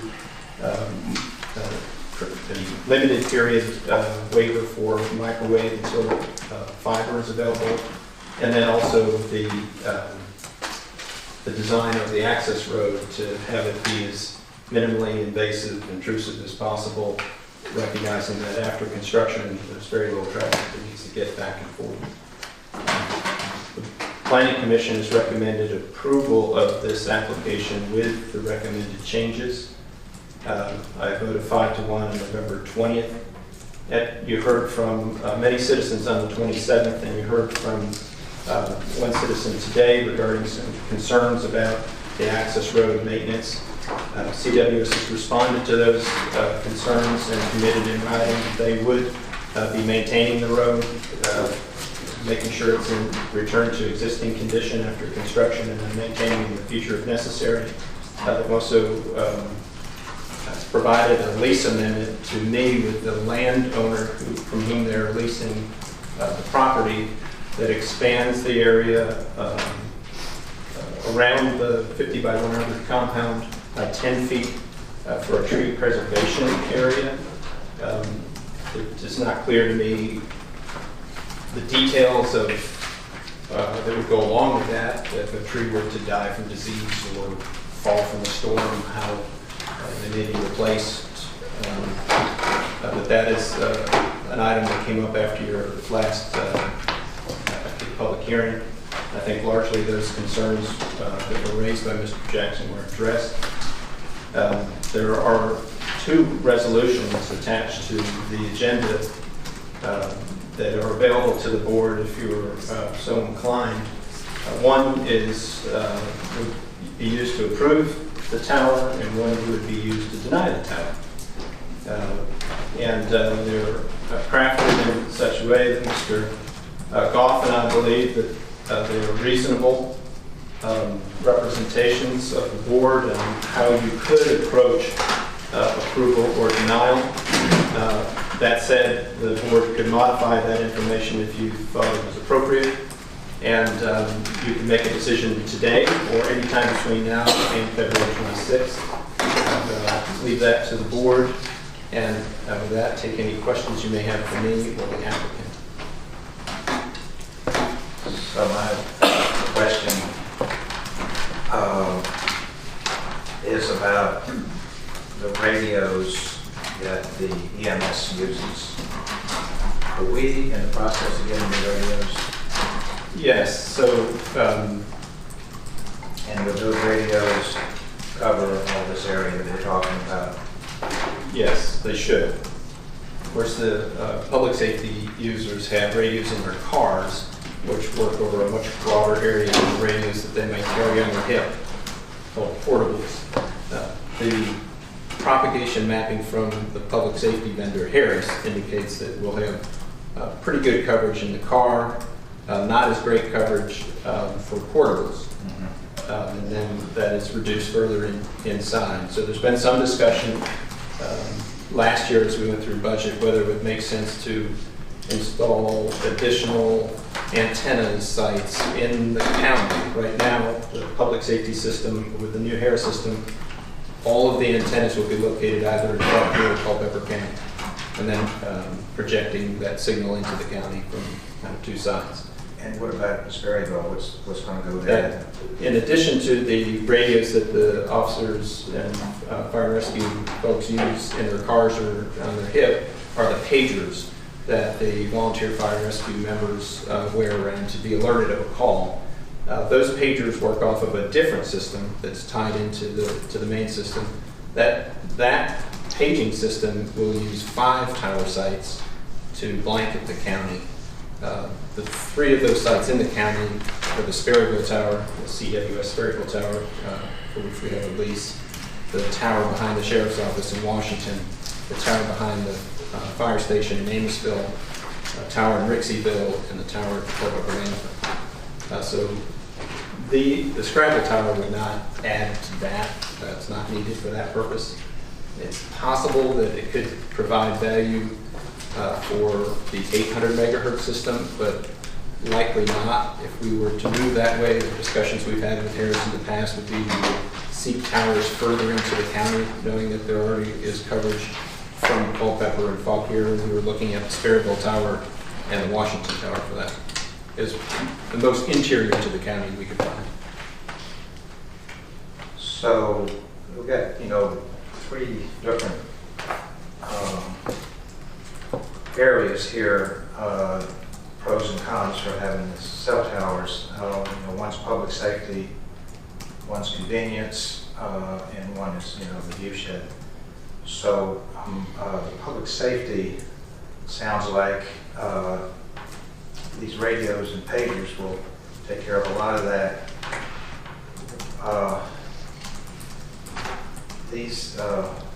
Until we have providers, we're not going to really know exactly what's going to be covered. If somebody's on the road and let's say there are providers, but the person's from out of town and has, let's just say Verizon, and has an accident, that phone's not going to do them any good anyway, because these towers probably just going to have, we don't know what it's going to have, Sprint or AT&T, but it may not have all of the others that are needed. I just want to find out more about that. And then, of course, people use these phones to text and to talk and get distracted when they're driving, so that in a way takes away from public safety. So I'm not really sure, the entire benefit that these would have for public safety. I get the convenience aspect that people like to stay in touch with other people, and they're going down the road and they're making phone calls for whatever reason. I understand that. I understand that people come out here and they buy real estate. They want cell service. They want to be connected, and people want to basically work at home. And it's good for that. And I understand how it helps the school system and all of that. And then, of course, the other last thing that's a big deal about the view shed. And so I'm wondering, this is a little bit off the subject, but a few years ago we approved a tower for AT&T right there near near Scrabble, near Woodville, in between the two, and they never put the tower up. And if this, I think it was strictly financial reasons for them, when they realized just how few people there were, how few subscribers we have here. But I don't understand why nobody went back to that site. If that was good enough for AT&T, why are we looking at those sites? Just a question I had. And I will say, back when we approved the original ones for Sprint, it was a big deal. There was a lot of worry in the public about how that affected the view shed. And when they went up, and it didn't really affect fact, the view shed very much, in my opinion. I didn't even know where they were after they went up. There is a lot that I don't understand about this yet. So I just wanted to start the conversation since they're in my district, and I'll let the other board members have to say about it.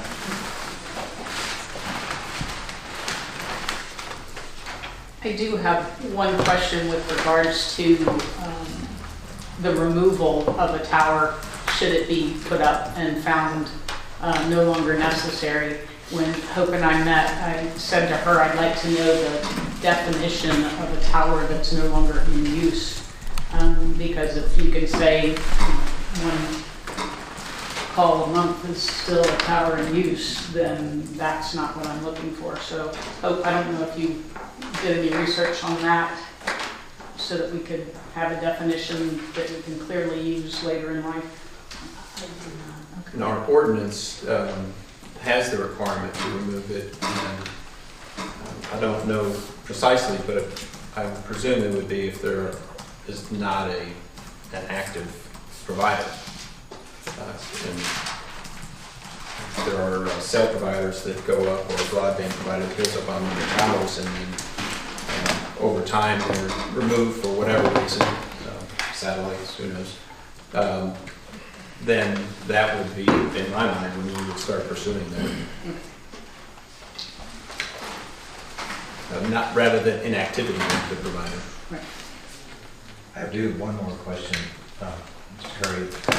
If we, for some reason, did not make a decision on this today, and you say we have until the February 26th, although weather is fickle in February, so I would not recommend waiting towards the end. Well, that's my question is, in order to reconvene, we would have to call a special meeting? Is that You could continue this meeting. You have a meeting on February 11th joint with the school board. You could continue that meeting. Depending on whether you wanted to meet before or after the 11th, you might be able to gather your schedules today and find a date, time, and place that you can meet before the 11th. If it was thought to be after the 11th, then you could do that on the 11th. Or you can have a special meeting called by the chair or two members. Okay, thank you. Madam Chair, Mr. Parrish just posed a number of questions, and I just thought, before we pile on more, I don't know if it would be more efficient for Ms. McCurry to address each member's questions separately. Up to you. I don't know what's best. Well, there's only 4 of us today, so I hope if you want to come to the microphone, I wouldn't mind answering those questions. And I'm sure that anything that Mr. Wicks and I have, I'm sure we can get relatively quickly. Clean Hope Prairie Community Wireless. I guess, Mr. Parrish, in answer to your questions, you weren't able to attend last Monday night's public hearing, but there were a number of members you were asking about the public safety implications of the Scrabble Tower specifically. And there were 6 or 7 or 8 members of fire and rescue community and the sheriff's office and others that spoke during that meeting, and I think felt, probably everyone would concur very passionately that this infrastructure would benefit public safety, not their radio system specifically, but the fact that they use cell phones to back up their radio system to accommodate areas where the radios aren't effective. So the first responders would use that, their cell phones as well, and would like to have that capability. And I think the other side of the equation is the citizens themselves and those traveling through the county on these 2 major corridors that we're trying to cover. Those folks need to have cell phone service as well in order to be able to dial. A number of examples given by the first responder community at last Monday's hearing where the ability to make a cell phone coverage would have made a huge difference in their ability to respond. They also mentioned using their cell phones or having wireless capability, mobile wireless capability to be able to transmit information on the road to, for instance, a hospital. There was an example of EKG information, being able to send that on. You can't do that now. ahead so that they can figure out if they should go to this hospital or if they need to travel, I guess, to another facility that has the capabilities that that individual needs. So I do think that the Scrabble Tower will have a significant benefit to public safety, even if there's not public safety equipment installed on that tower. You asked about service providers, and that's a difficult one. We have Chantel, who's the Sprint affiliate, who's the most active carrier currently in the county, as you know, and they're very committed to installing and providing service from Sperryville and Boston, and either or both of these 2 additional sites if they're approved. I also was talking to everyone about the fact that Verizon has filed an application with us for Sperryville. It's the first activity by Verizon in the county, I think ever. So they're starting to look at Rappahannock. They haven't looked at the other sites yet. They've only applied for Sperryville. And T-Mobile has signed leases with us for Sperryville and Boston, and we put these new sites in front of them, and I said that would work for our network.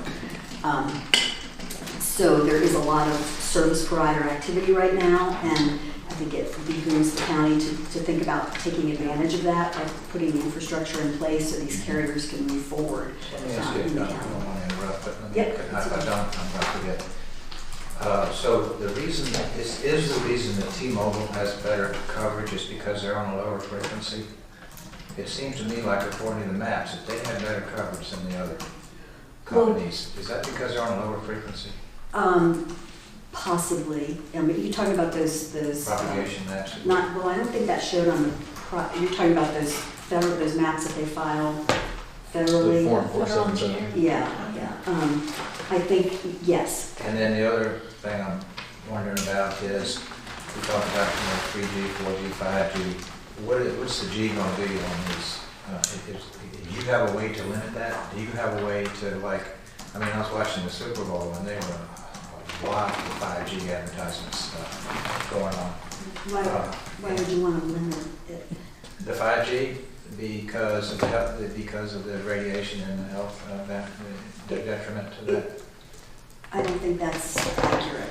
There isn't. I don't know of any information or study that shows that 5G is going to have any greater effect, with radiation than any other technology. I think some would argue that the frequency, the higher the frequency, that may be linked with concerns for health. And in many areas, 5G is linked with a very high frequency in dense populated areas that will never work in Rappahannock County because we don't have that density. The radio waves just don't travel far enough. You can't reach enough people. That's why companies like T-Mobile are introducing 5G technology, which is really the package and language of how this works over lower frequencies, so it travels a long way. Well, and as a practical matter, I mean, Jessie Wilmer is here from Chantel, and she may want to speak to this, but I think as a practical matter, Jessie, correct me if I'm wrong, I mean, it's likely that 5G right now, the carriers are primarily deploying in urban areas because that's really where the greatest demand is going to be for those types of applications. And I think 4G will probably be what all these carriers deploy now and for the foreseeable future in Rappahannock. So what's on these towers like now? I mean, the ones that already exist here. Are they all 4G? Yeah. They're all 4G? Well, they may have old 3G equipment as well. I've seen my The phone. technologies work together, like 4G and 5G, it's kind of a building process, and that could be, they're not mutually exclusive. Okay. So T-Mobile has installed on the Boston tower, it just isn't live yet. And I presume that that's 4G, and they may have their band 71 5G, but it's 600 megahertz. It's not super high frequency. So you asked about the old AT&T site? Yeah, I was just curious about that. So we actually, when we first decided to look at Rappahannock County, I think it was in 2014, and we knew about, through our relationship with AT&T, we knew about their applications here. They had 3 sites approved, Sperryville, one kind of in the Boston area, and one at the high school. For whatever, because the carriers constantly are changing priorities and changing, where they're deploying their limited capital, they essentially abandon those sites over time. We said, well, we'd like to come to Rappahannock, so wouldn't it make sense for us to try to do sites in the exact same places that they already had approved? That, again, would be the path of least resistance. So we went and got a ground lease at the identical spot in Sperryville.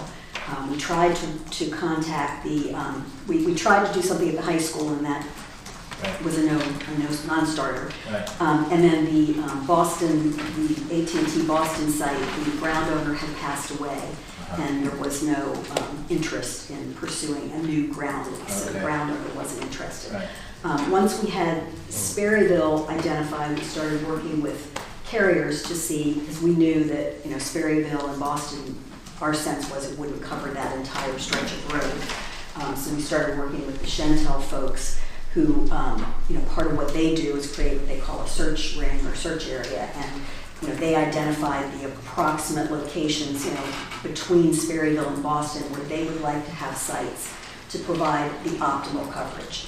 Not just coverage of the road, but coverage at least within a reasonable distance of the road into the communities, and in building, outdoor, so on and so forth.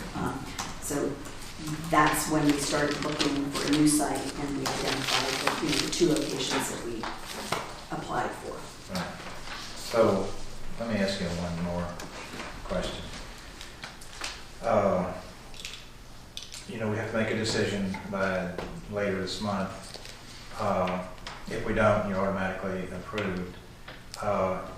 It's, my personal preference would be, to see what providers, how far they'll go. In the meantime, we got you got the tower in Boston, you got the one in Sperryville. I'd love for providers to come there, and we would see if there's anything missing or not. That would be, the proof in the pudding, way to go. In the event that we turn down both of your towers, and later, once we got providers up on these other 2 towers, would you all come back and ask again for towers, specifically where we would know we could fill in the gaps? I can't say. I mean, we have limited resources and limited number of projects that we do at a given, and it would just really depend on the carrier need at that time. Again, one of the things I mentioned earlier, and I'm sort of hammering on this point, but right now the carriers want to, they've allocated some of their capital, Shentel has in 2020, for building out this stretch of Rappahannock County. If they can't do it, then they're going to look where else they can use their capital. And when you're ready and comfortable, they may or may not, it may or may not be in their build plan at that time. But for the time being, they're obligated to go into Sperryville County. Not Shentel, T-Mobile. You just T-Mobile.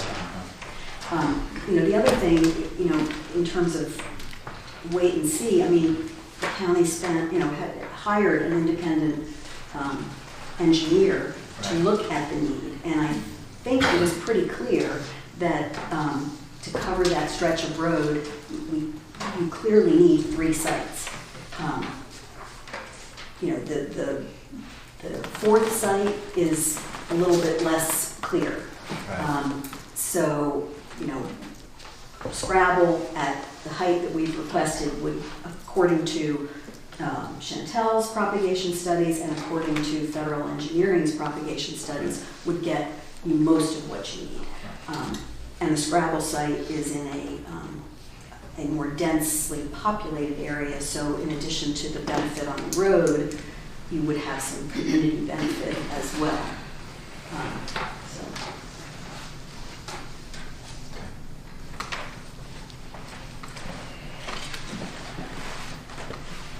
Thanks a lot. I mean, I know you've been out here many times for planning commission hearings, or you're here on Monday, or here again, and I don't want to keep moving the target. This is really to complete the picture for me. So one area that I haven't talked to you about when we met, and then also didn't have a chance to bring it up at the public hearing, this State Historic Preservation Office determination, for the benefit of those who are in attendance and those who will watch a recording of this meeting, and for our benefit, would you just explain briefly what this requirement is and why you seek this determination, and what you concluded? We're talking Scrabble right now. What you concluded about the historic significance of the Scrabble site? So we're required to submit what's called a NEPA, a National Environmental Policy Act statement.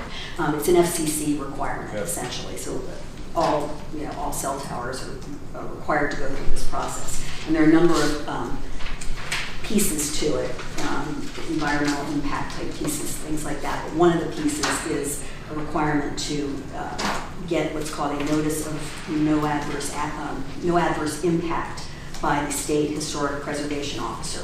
Whatever state you live in, every state has a person like that. And we hire a consultant who does a study for us and then submits it as part of our package to what we call the SHPO. That's the shorthand for the Historic Preservation Officer.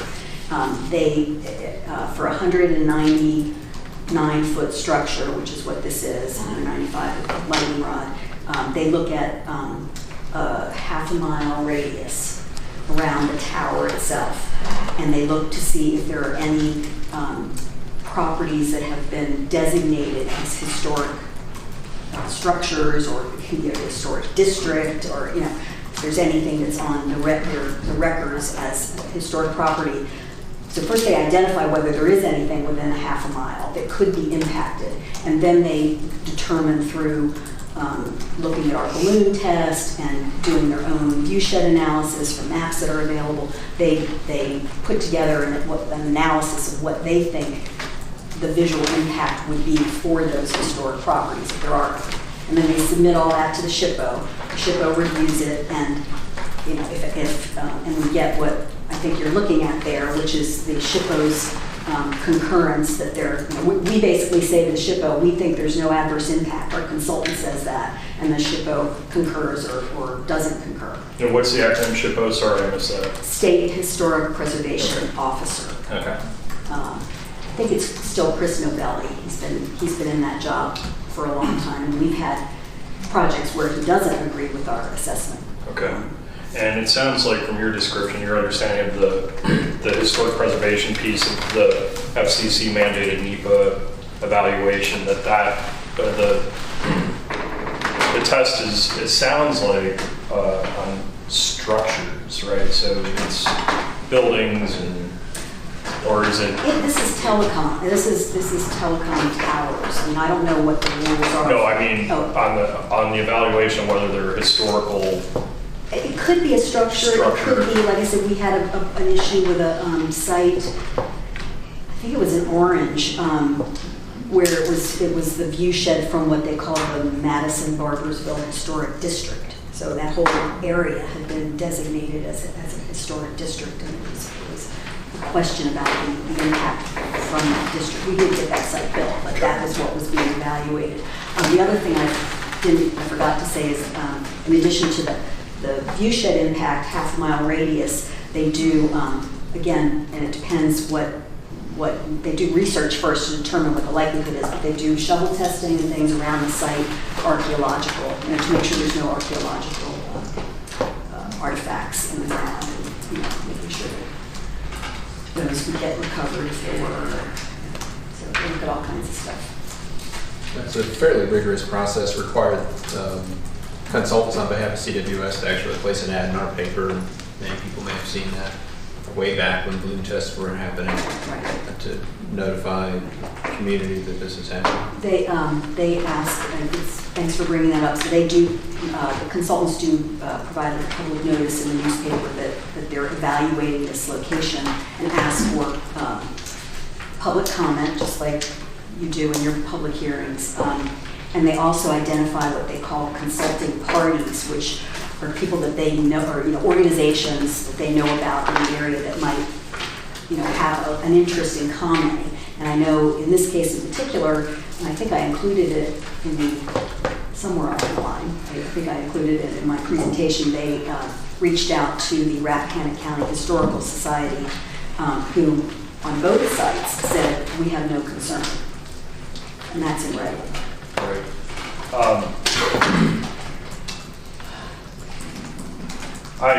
I heard fire and rescue people loud and clear, and I want to make sure that that corridor has some form of communication for public safety and for our fire and rescue personnel. I think Deputy Dodson and then also Todd Summers, who works for Sperryville Fire and Rescue, volunteers for Sperryville Fire and Rescue, both made an excellent case for the need for more reliable communication. So my reservations about this application do not at all undermine my commitment to doing something that works in that corridor in terms of improving communication.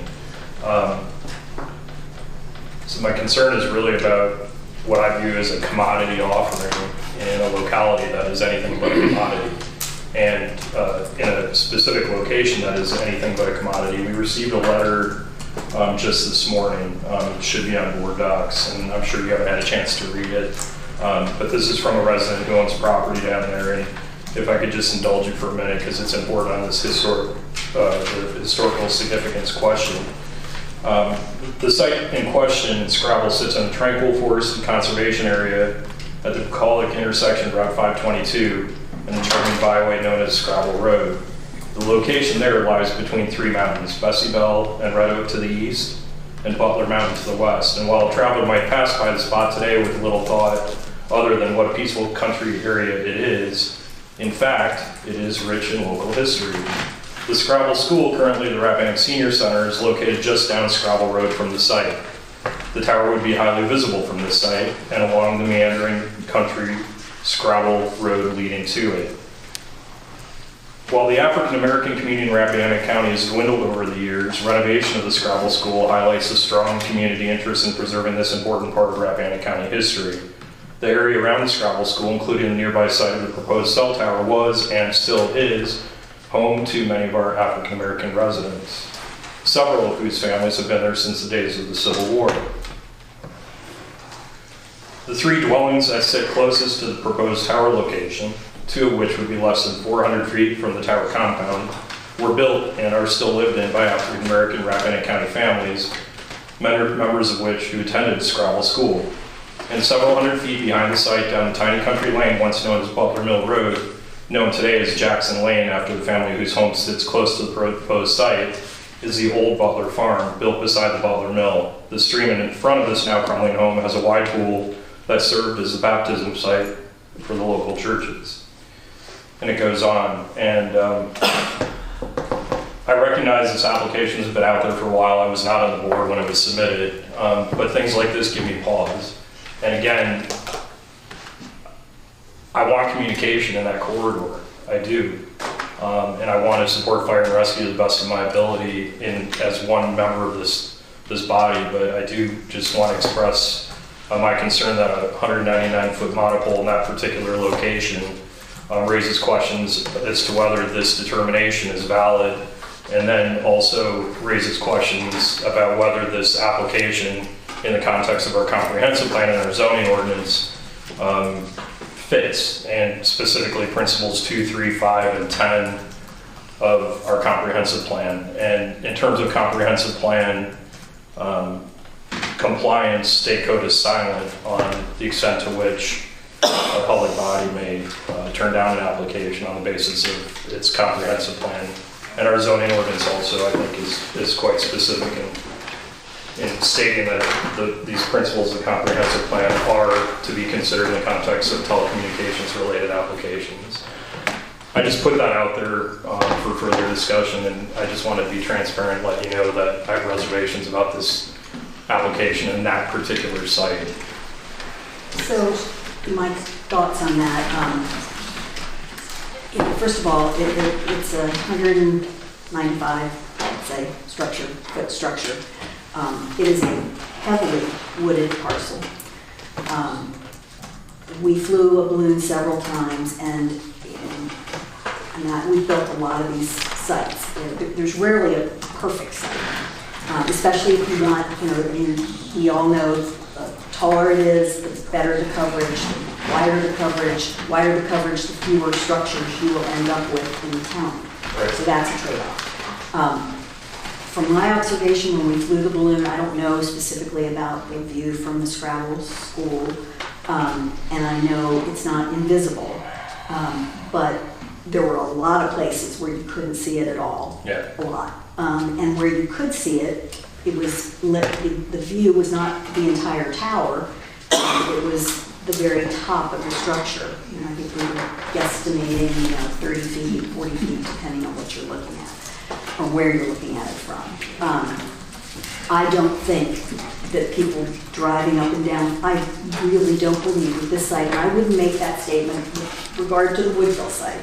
I don't think that people driving up and down 522 are going to go, oh my gosh, a tower. It is a minimal view shed impact, in my opinion. Yeah, and that's where I get stuck because, well, I wasn't on this board when the Sperryville Tower was discussed, but I mean, but if the Sperryville Tower, when it gets painted, most people will not see it at all.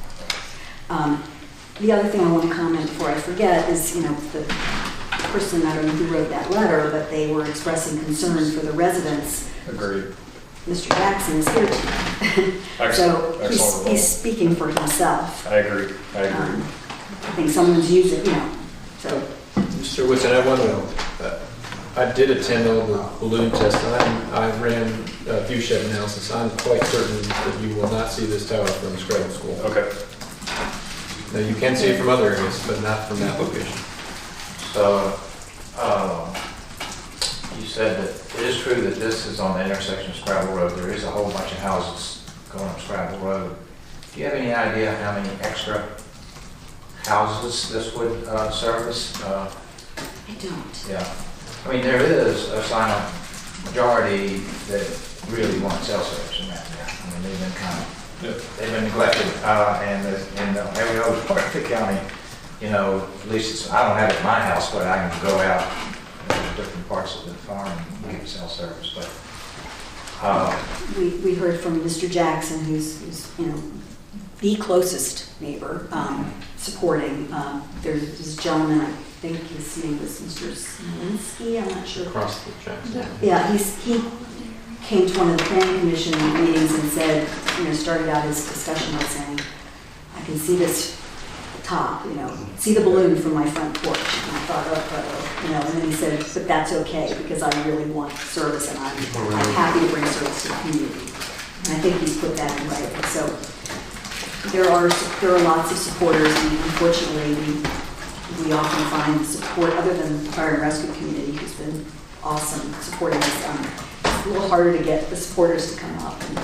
we were begging AT&T to put the tower. We voluntarily extended their.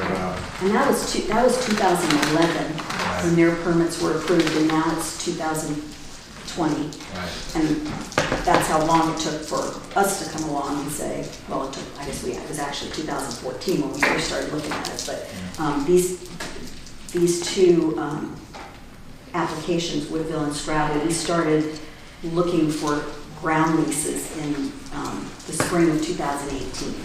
So it's been 2 years to get us to this point. And these don't happen, at least one of these doesn't happen. It's a long gestation. It's a difficult process because it has to work for the carriers, the spot, it has to work, the ground owner has to be interested in having a cell tower on his or her property. We have to be able to build it at a reasonable cost. There's a lot of things that have to come together. And I think, and because we're talking about Scrabble here, I think those things have come together pretty well for this site. Objectively, based on your experience looking at different towers in different places, we talked on Monday night about the Warrenton West Street. Now 115 feet, I went back, oh, okay. not 120. Okay, yeah, now my favorite cell phone tower. I had the opportunity on Thursday, on the way back from Culpeper, to find, which wasn't easy, the Boston Tower. And my question is, objectively, imagining the Scrabble Tower as a monopole in that particular location, will it be more visible, less visible, equally visible when compared to the Boston Tower? Because when I went up to the Boston Tower, I thought, well, I mean, all things being equal, it's not bad. It's tucked back. And so my question is, just thinking about Boston and its visual effect from people driving by or who live around there, how do you think Scrabble compares? I think there's probably a little bit more visibility of Scrabble from a few vantage points. That Boston site is, I mean, I had somebody say, I don't believe that you have a tower. Right, it's fairly invisible. I don't, did you go to the tower site? Yeah.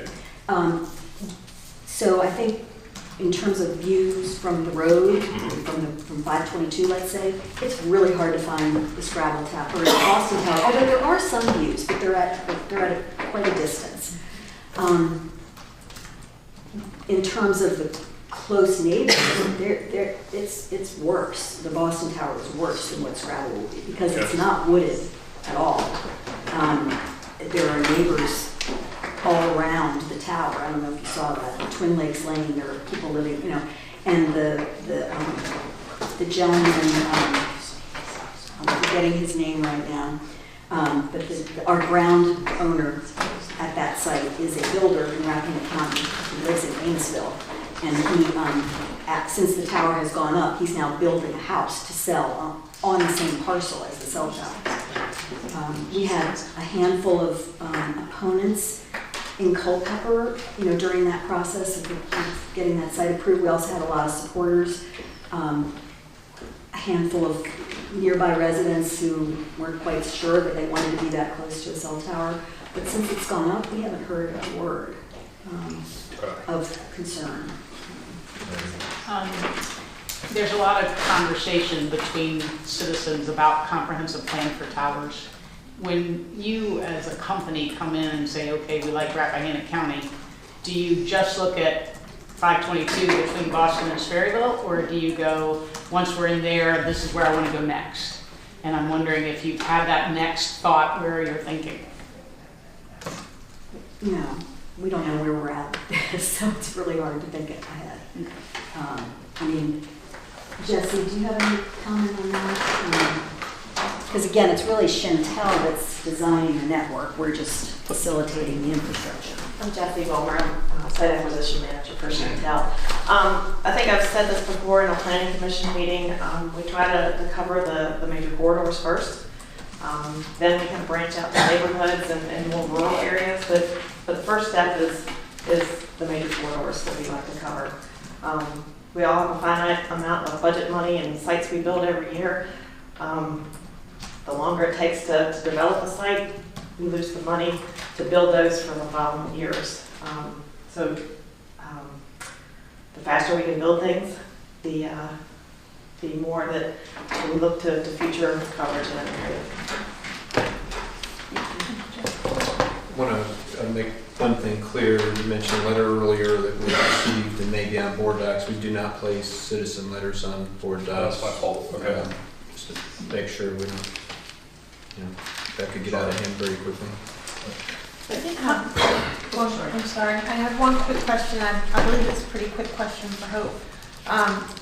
And thank you for coming out again today. I've lost count of the amount of meetings that we've had together.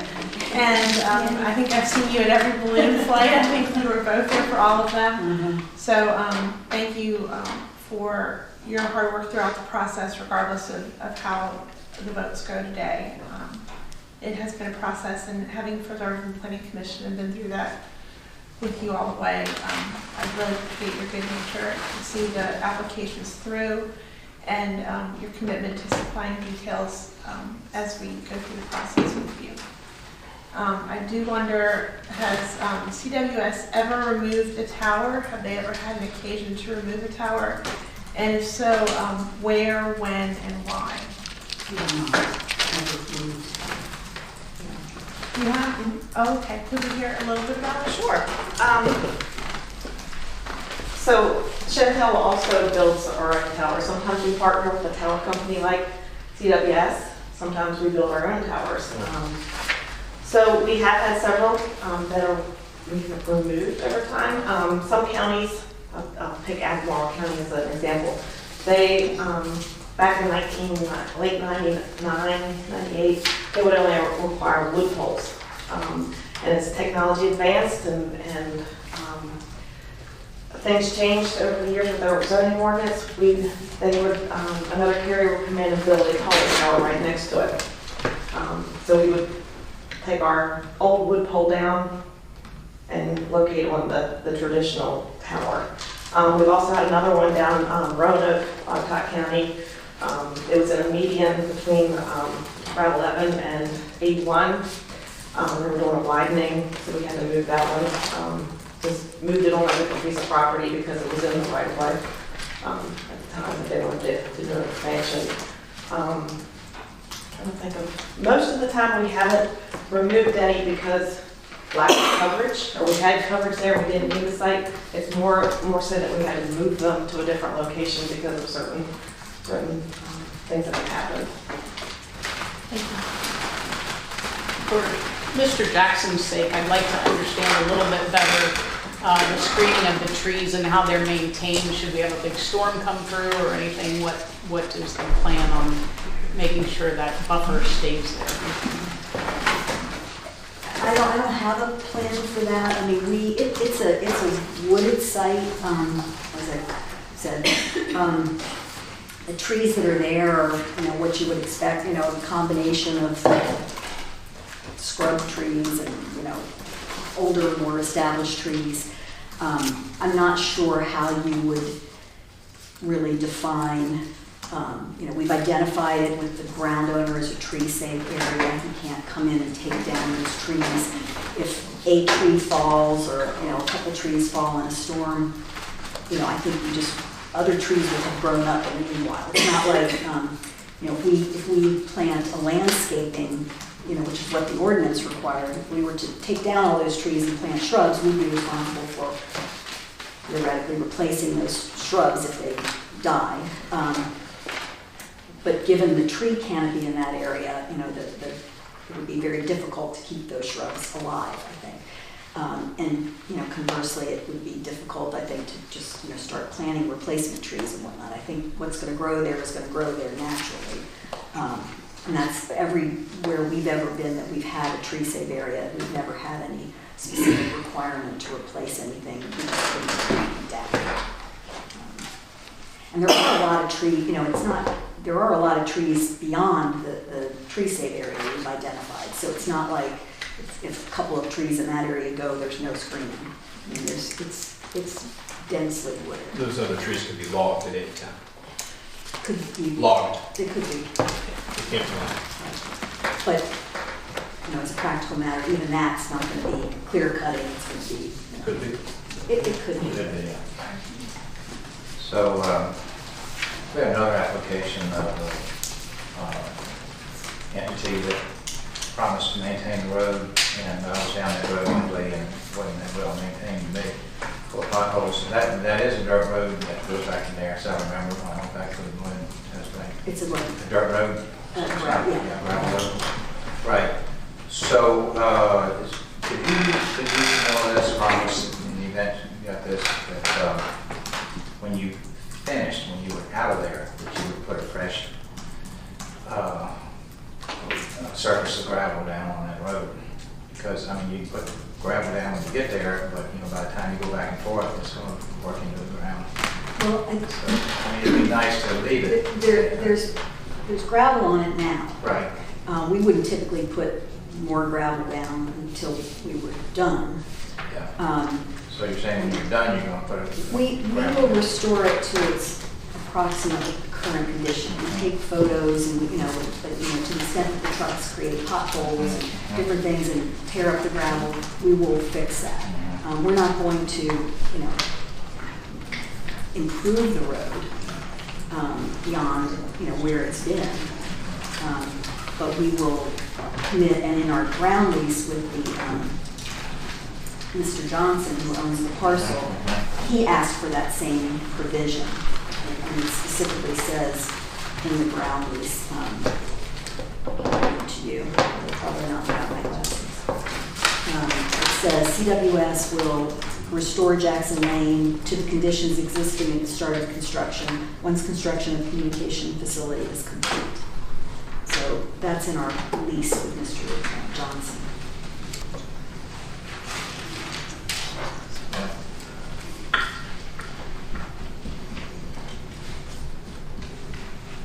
You don't want brother-in-law to grab. Maybe, I feel like a little, like, I don't know what that costs, and I don't know. Not much. If it's not much, then I'm sure we could do that. Those country negotiations. So, I mean, it's as elected officials representing the population of the county, it's occasionally brought up to me that we're obligated to vote the way that the majority of our constituents feel with their wishes.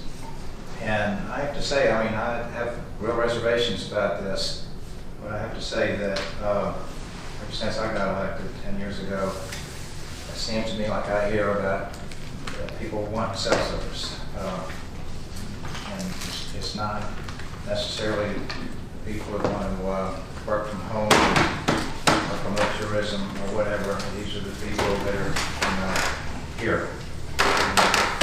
For example, I got a big pile of dirt from digging out a pond, and the neighbors have a dump truck, and they're selling the heck out of this dirt on Facebook.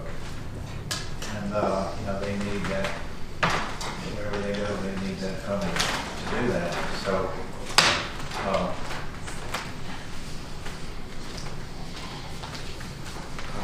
I don't know. I'm not sure how the other board members feel about this. Not sure what you gain by doing that. Yeah. I did want to bring up two other items in the conversation. One is to inform on the path that this application took to the Planning Commission. We did have multiple meetings on it. Ultimately, when time came to make the recommendation to the board, we did have a motion by Ms. Ishii and a second by me to recommend that this not be approved to the Board of Supervisors for the same reasons as the Eldon Tower is recommended to not be approved. And that motion and second was defeated by the Planning Commission, which resulted in the current, the vote sheet included in the packet today, resulted in that motion and vote that brought that to the board. So that's just a little bit of background on the Planning Commission side about what the approach was there, and that there was very much sort of a mixed feeling on that body as well about it, and it ended up being ultimately a pretty decisive vote to bring it up to the board for the approval, with the recommendation for approval, but there was talk of disapproving it initially. I do feel like we vetted it well on the Planning Commission. I do think that this board did an even better job by further getting the studies done by federal engineering. I think that was money very well spent, and it really showed us what our options are through that corridor. I did want to also mention that one thing I have heard about public safety that I didn't hear anyone else mention, and that was the concerns that were raised at the public hearing the other night, which is that one of the main concerns of public safety by our volunteers is that when they do have to communicate with hospitals, if they're using radio technology, it is an open channel. And on that open channel, they can only say so much because of HIPAA violations. And they are not able to transmit test results as they would be able to on a wireless connection. And so those are two things that are very specific, and I feel like as a representative to the Public Safety Committee, if I didn't mention that those are specific concerns that are public safety concerns, I would be remiss in representing them. So those are just a few points that I wanted to bring to the conversation to further inform questions that have come up today. All right, well, I'll go ahead and don't forget to load gravel now. But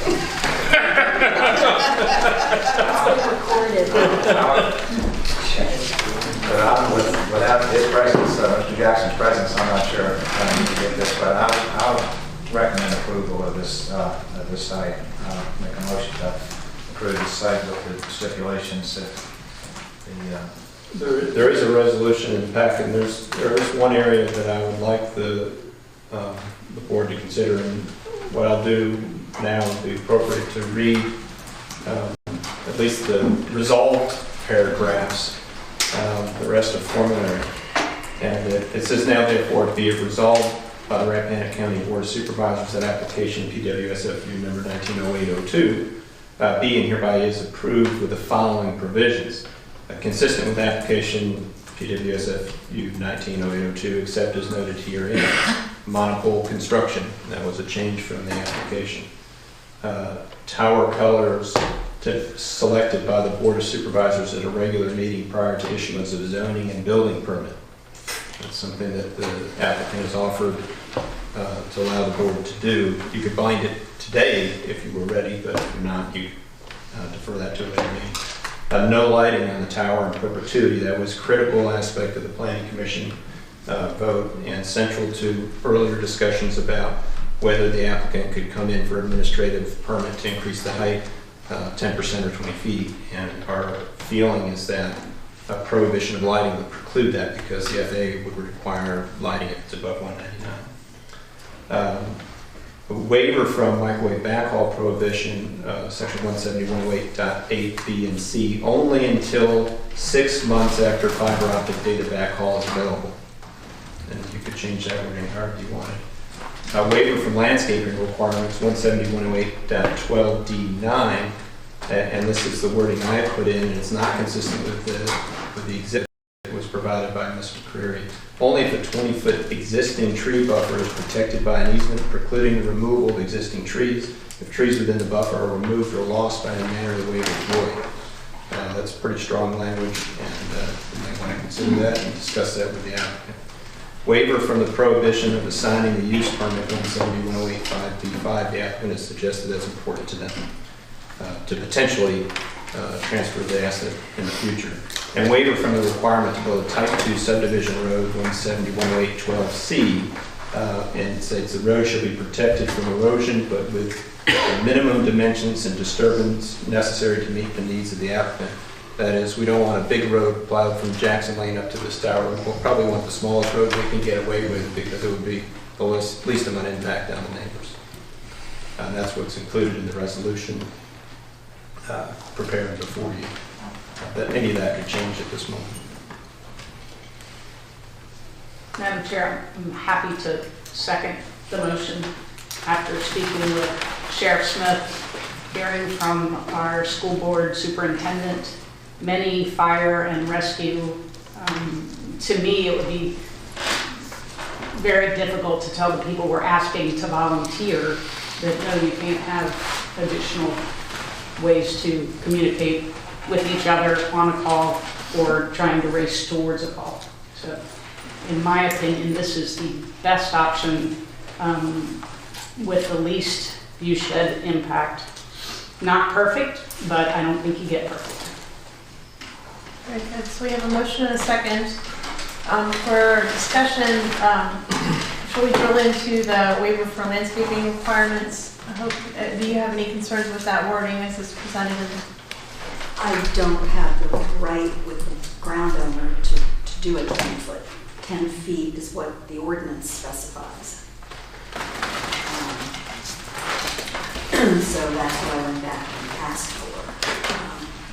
So if you put that condition on and the property owner doesn't want to grant it, then we can't build the tower.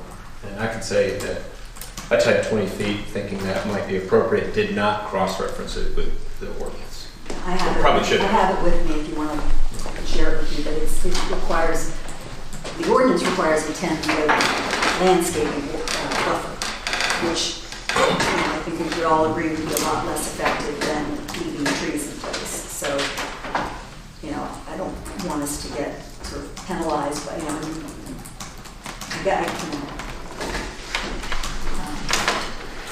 we were just trying to comply with the ordinance. So I guess what I'm looking for is some amended motions if we're of a mind to make it a 10-foot buffer. It says, just for your information, it says facilities shall be landscaped with a mix of hedge and trees to screen structures from adjacent properties and public roads. Again, it really, the intent of it is not to screen the tower, it's to screen what's on the ground. Because nothing is really tall enough to screen the tower. I'll just throw out one thing we might want to put in the mix here. As I read this, I hadn't thought about that before, but I had suggested on the Woodville site, because it isn't as wooded, that we would put the green slats in the chain link fence. I was showing you a photo of that at the last hearing. And it's very effective. I have a photo with me if you want to see it again, but it's very effective at screening what's inside the equipment that's on the ground inside the fence. So we could do that with a combination of that with the 10-foot buffer and that tree save area level. And I think that would accomplish what we're trying to accomplish. Yeah, we could not require her to landscape 20 feet. We may be able to require her to protect 20 feet, but I don't know if that's necessary if there's a combination of the proffered slatted fence and 10 feet that maybe does the same thing.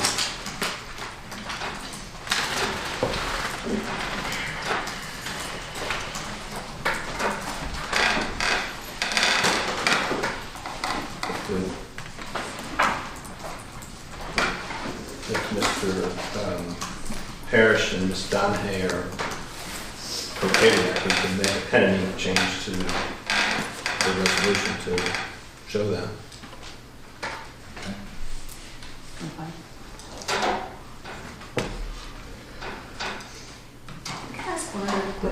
What were you calling the screen fencing? Green slats in the chain link fence. That's the technical term. I wanted to clarify on the painting and your wording on the painting.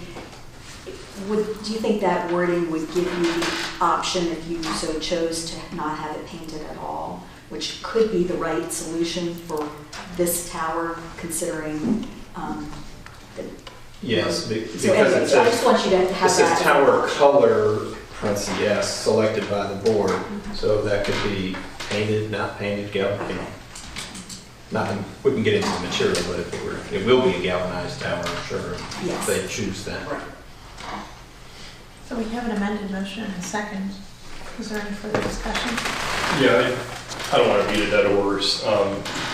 I can't support this application. For me, it just, again, comes down to that particular structure, that particular place, I think goes against principles 2, 3, 5, and 10 of the comprehensive plan. And I expressed my concerns about the history in that area. My concern is when the tower goes up, that's going to be the first time that we're all going to be able to agree whether or not it looks decent or not. And I know you have a lot of experience, you do this every day, and you've asserted that you think it won't be too visible. And I went to 2 balloon tests, and I can see that argument, at least having seen one of the balloon tests where the wire is extended completely.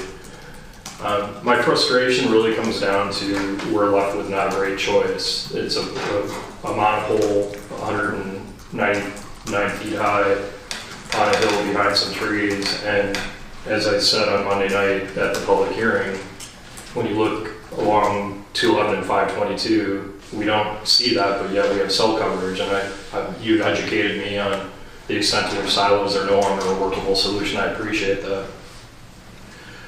State code precludes us from getting into your business decisions, and so I recognize any profit regarding the structure, the height, or otherwise has to be made voluntarily.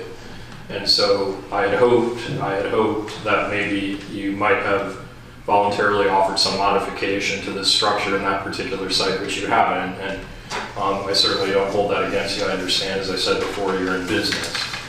But the application in its current form, that particular structure in that particular place, in light of our comprehensive planning zoning ordinance regarding the same, I can't support this resolution to approve the Scrabble Tower. And thanks again for everything.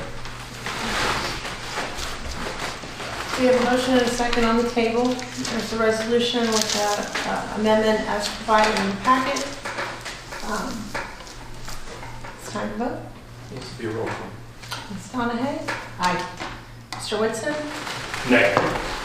Mr. Parrish? Aye. And I also. Motion passes.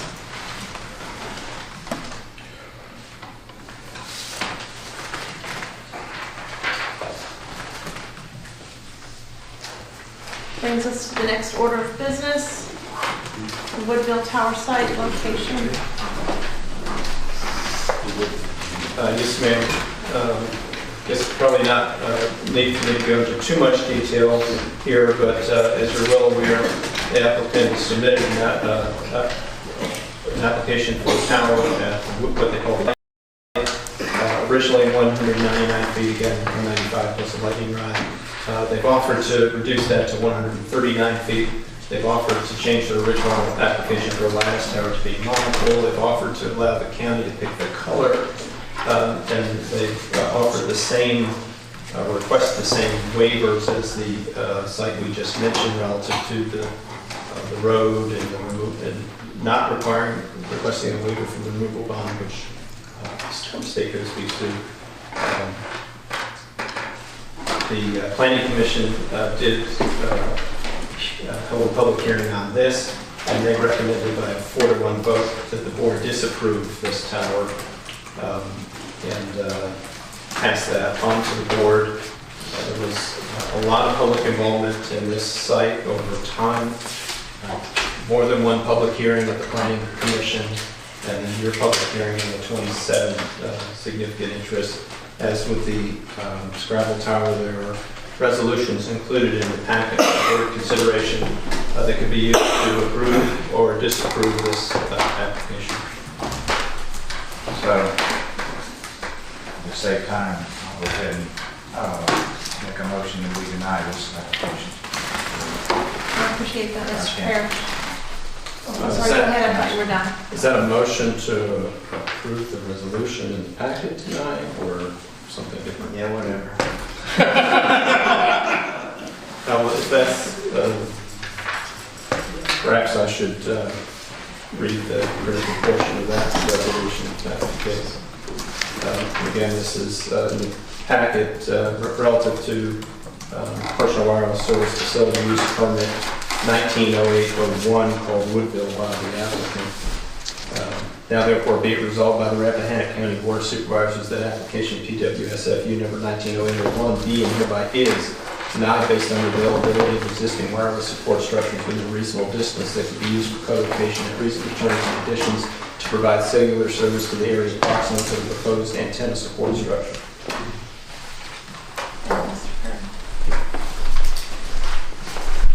And I'll second the motion to deny the application for purposes of discussion. And I would just like to add that in addition to the other reasons outlined in the packet, I do think when we look at the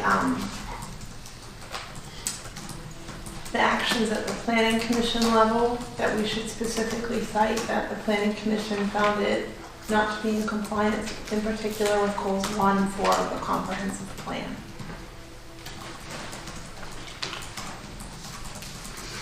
So that would be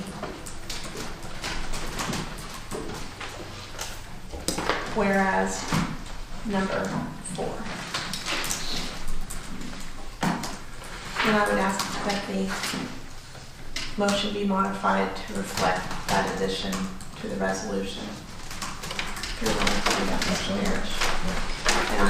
Can you very prescriptively tell me what you modify? And the fourth whereas, where it says, whereas the Rappahannock County Planning Commission held a duly advertised public hearing as voluntarily modified by a vote of 4-1, base this recommendation, or the basis for this recommendation was this application was not in compliance with comprehensive plan goals 1 and 4.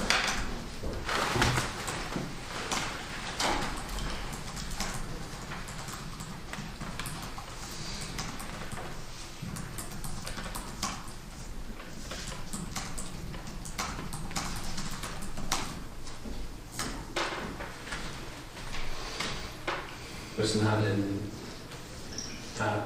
what was plans went for? In compliance, or in accord, whatever the correct technical term would be.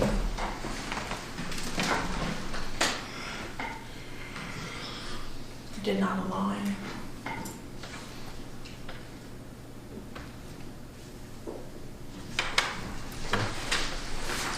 Madam Chair, just for continuity, because I've been citing principles, which I think are equally binding, I wonder if we could expand that to also include principles 2 and 3. I think my addition is specific to the planning commission vote. Okay. And I don't remember that being, I can check Okay. the vote sheet and see. That's fine, I'll stand down. Yeah, it's therefore inconsistent with the comprehensive plan goals 1 and 4. Okay. And we can reference Rappahannock Code section 170-52J. You can make that addition if you're willing to, Mr. Parrish.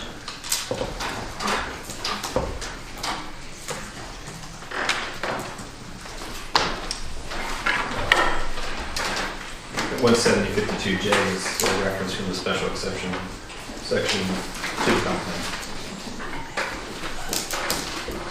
if I recall correctly. Thank you, Mayor. Thank you, Mr. Curry. Anybody have any further discussion?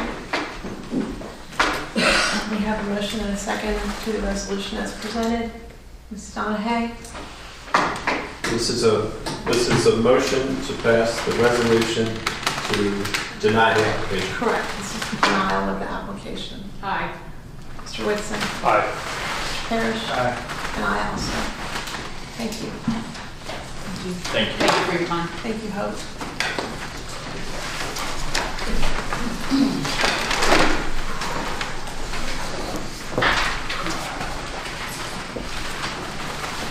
Update, Technical Volunteer Fire and Rescue Borrowing, Local Government Borrowing.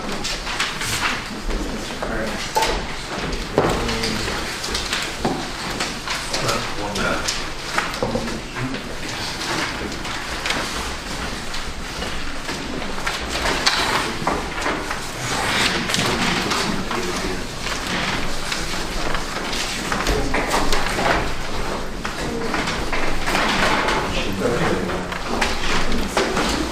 As board members will recall, at your last meeting, there was a conversation regarding Flint Hill Volunteer Fire and Rescue's interest to purchase a pumper truck. And the understanding that I received from Mr. Williams was that Flint Hill Volunteer Fire and Rescue wanted to use a tax-exempt bond process to purchase, to get funding for this pumper truck, which is guided by Internal Revenue Code Section 147F. After communicating with Flint Hill President, Mr. Burke, he referred me to a bank in Front Royal who told me that they were not pursuing a tax-exempt bond process. And then we understood from Mr. Burke that they changed their mind. And I understand principally, so they do not need to secure the board's approval. In performing the research for this, the board's approval is simply needed to authorize the use of these tax-exempt bonds. The reference to the Internal Revenue Code requires approval after public hearing by the issuer and of the host government, and you would serve the role as the host government. All that being said, no action is required at this point in time. Thank you very much. Let's take a brief recess. That's okay with everyone. About 5 minutes. Yeah,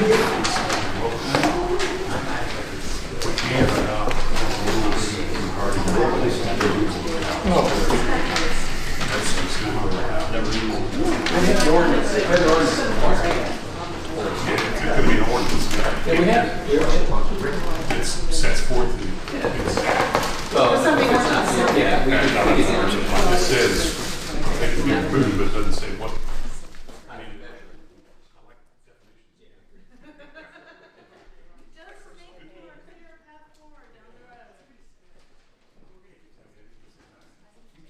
Anita Ramos.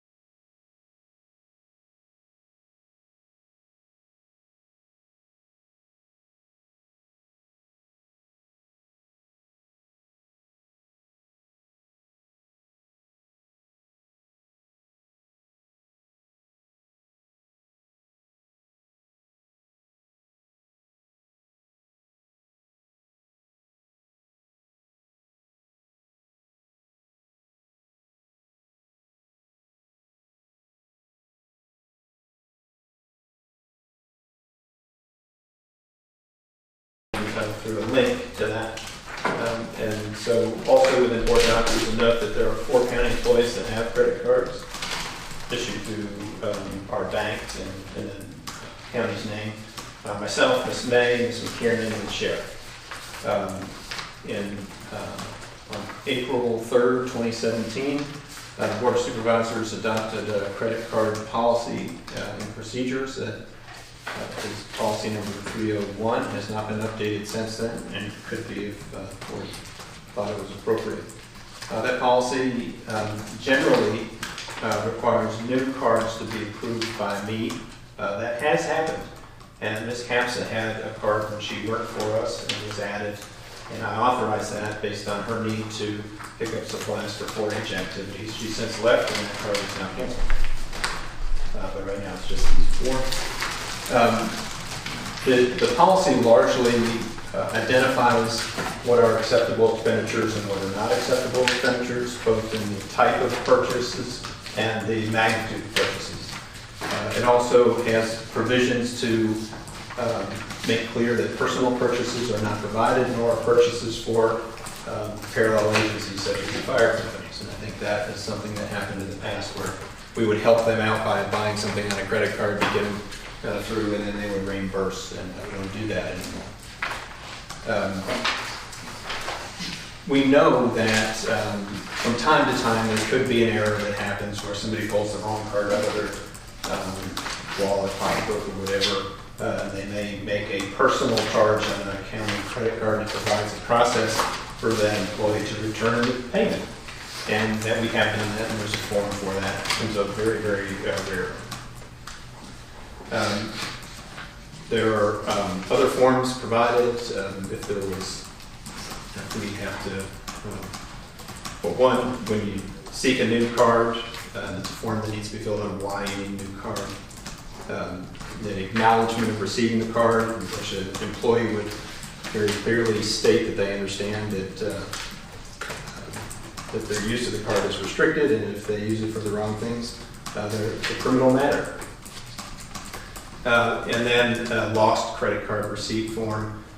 We do require receipts to be provided, and in particular there's sections regarding travel, and that is parallel to the travel policy, that receipt must be provided. If it's not, then the employee gets to pay the way, and very clearly states that tip can't be any more than 20%, and cannot purchase alcohol using a county credit card. And that's why an itemized receipt is required, not just the little kind of running credit card run. So it seems to be working for us.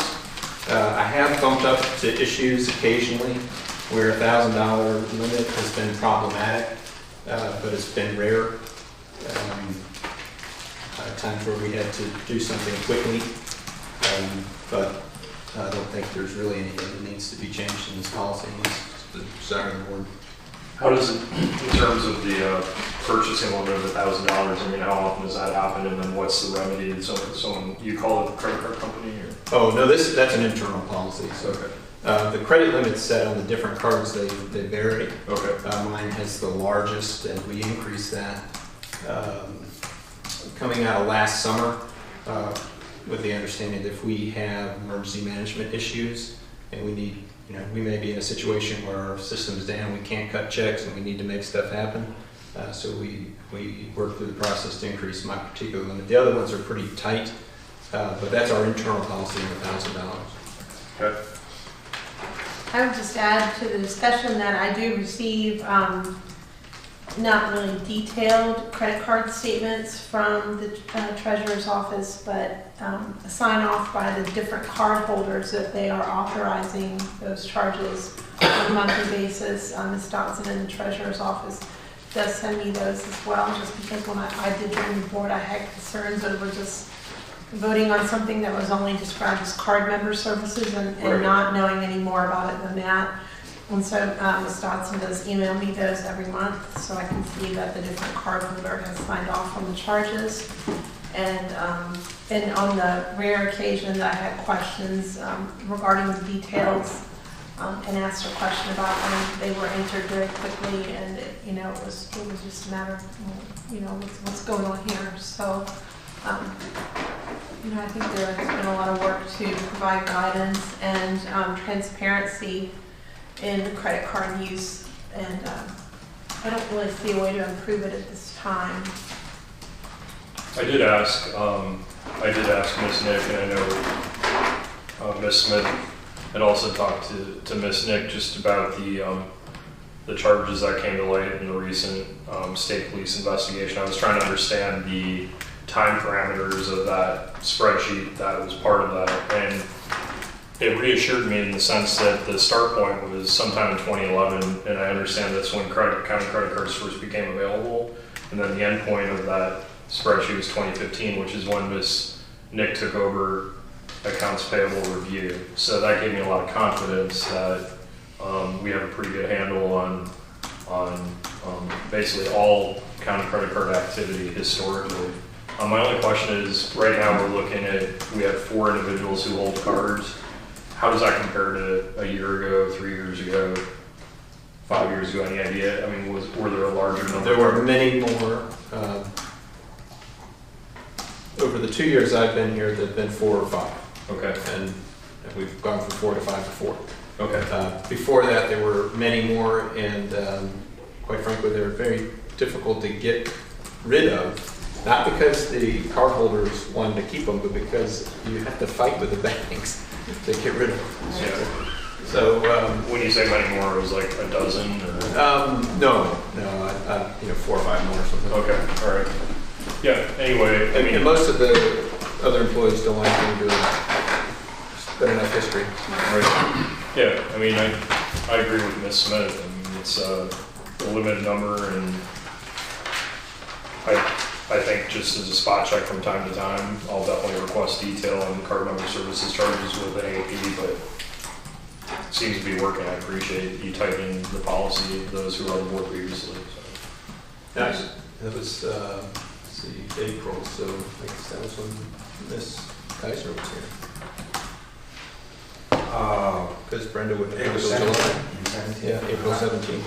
Okay, yeah, I remember when we did it. Yeah. This is the first month that I asked them to have the detail and the small number of charges. I mean, it's not like you've got to go through thousands of charges to figure out what's It's mostly travel and training. So your board, the board members who sign up for training, that's on there. For maintenance, we use it a fair amount. So you'll see the co-op or Lowe's or things like that. Actually, we have a Lowe's account. There's a form, and you probably already went over, where you can use it by mistake, you can just automatically, And we just went through that. Good. Okay. Thanks very much for that review, Ms. Smith. Thank you very much. And next item on the agenda, if there's no other questions, is the purchase award for 2 sheriff's vehicles. Yes, board members who are serving previously will recall that your purchasing ordinance requires the board to award contracts anytime they exceed $10,000. Your FY20 budget includes $60,000 for the sheriff to purchase 2 vehicles. The sheriff purchases vehicles from the state contract, and so it satisfies the competitive procurement aspect of our ordinance, but does not satisfy the award aspect. And so the sheriff came to me and told me she's ready to purchase those vehicles and sought out the board's approval to use state contracts to purchase those 2 vehicles that were budgeted. It's a simple motion approving the award is all that's necessary. I'll make a motion that we approve. Do I have a second? I'll second. All in favor, please say aye. Aye. Aye. Any opposed? Thank you. HB 1422, Chesapeake Bay Watershed Implementation Initiative. Ms. Smith, you asked that I have this to the agenda after receiving an alert from, I think, VACO or VML, probably VACO. This is related to the Chesapeake Bay Watershed Implementation Plan, and all the states that have drainage within the watersheds of the Chesapeake Bay are supposed to be working on ways to clean up the bay. Well, this particular bill, HB 1422, puts in motion some mandates for stream exclusion, that is fencing cattle out of streams. And there seem to be perhaps too rigid, too strong for communities such as ours. I can pull up the bill if you'd like, but VACO does not recommend this bill, and if the board would like to send word to your legislators, we can do that as a body, or you can do that individually. I'll give you a little bit of background on this. First of all, way decades ago, there was a law passed, a federal law, that required the EPA to clean up Chesapeake Bay. And of course, nothing really happened. And I don't know, in maybe the 90s, Harvard law school seniors, for their class project, sued the EPA and won. And so that required the EPA to clean up the Chesapeake Bay. Since then, law students are no longer allowed to practice law. And so the initial thing was, yeah, they were going to require all farmers to fence out their streets. And so I went to one of the meetings and I carefully explained that it takes, to have 100 cows, it takes 400 acres around. And at that time, the calves were bringing about $450, and now they're bringing about $700, something like that, $750. So you've got a total income currently of about maybe $75,000 if you're lucky for 400-acre farm, if you're strictly in the cattle business. And out of that $75,000, you not only have to pay for all of your feed and tractors and fuel and fencing, insurance and da-da-da-da, you still got to pay your electric bill by grocery. So it was impossible, basically. And plus, there were so many people that were going to lose their little bit of land use because you weren't farming that land in between the stream and the fence. And so they lost enough. Some people would lose enough land to lose their land use taxation rights. So at any rate, the EPA decided that wasn't the best approach, and so they went through other avenues. And meanwhile, there's programs that you can get reimbursement for the fence, 100%, and you put the fence in yourself, you end up making some money there. And then there's a program that gives you $1 a foot for existing fence, just to show the EPA that these fences are already there. And so this has been ongoing, and I didn't realize they were tightening it down any further. They offer this, and then the CREPSR program here in this county makes up the difference. So what the government doesn't pay, the CREPSR program pays the rest. So farmers in this county can fence off their streams at no cost to them. Yeah, they do lose a little bit of grazing, and they do lose a shady place for the cattle to hang out in the hot weather and that kind of stuff. And then they also have a program for water troughs, and that's okay, but it's not ideal in that little calves can't reach over to get the water if their mama's dried up. So there's issues, but I mean, if they're going to tighten this down any further, it's going to jeopardize the cattle farmers in this county. I probably said it 40 years ago. This land is suitable for two things: cattle and houses. And if we drive the cattle farmers out, I'm afraid these houses will start moving in. So anyway, that's kind of a rundown on how. And it's easy for somebody to just say, "Oh, we're going to require everybody to fence the streams off." But fencing is extremely expensive. Right. It doesn't look like in practice it's not as the easy. It is not easy approach that it sounds like in theory. Yeah, I heard about it from farmers in the community that it was an item of concern for them, right. That they wanted us to take a position to oppose it. I'm happy if the board has a consensus that we should craft a letter, that I would be happy to sign it as the chair and send it to that would be good. Delegate Woodward and State Senator Owen Shane, if everyone's of the mind that would be the appropriate action to take. Because whether they know it or not, the cattle are really not the big problem in the bay. I mean, yeah, it does cause a little bit of erosion, but the real problem is the phosphate that people put on their yards. And when it rains all of that goes into the street and the cement gutter, and that goes directly into the river, which goes directly into the bay.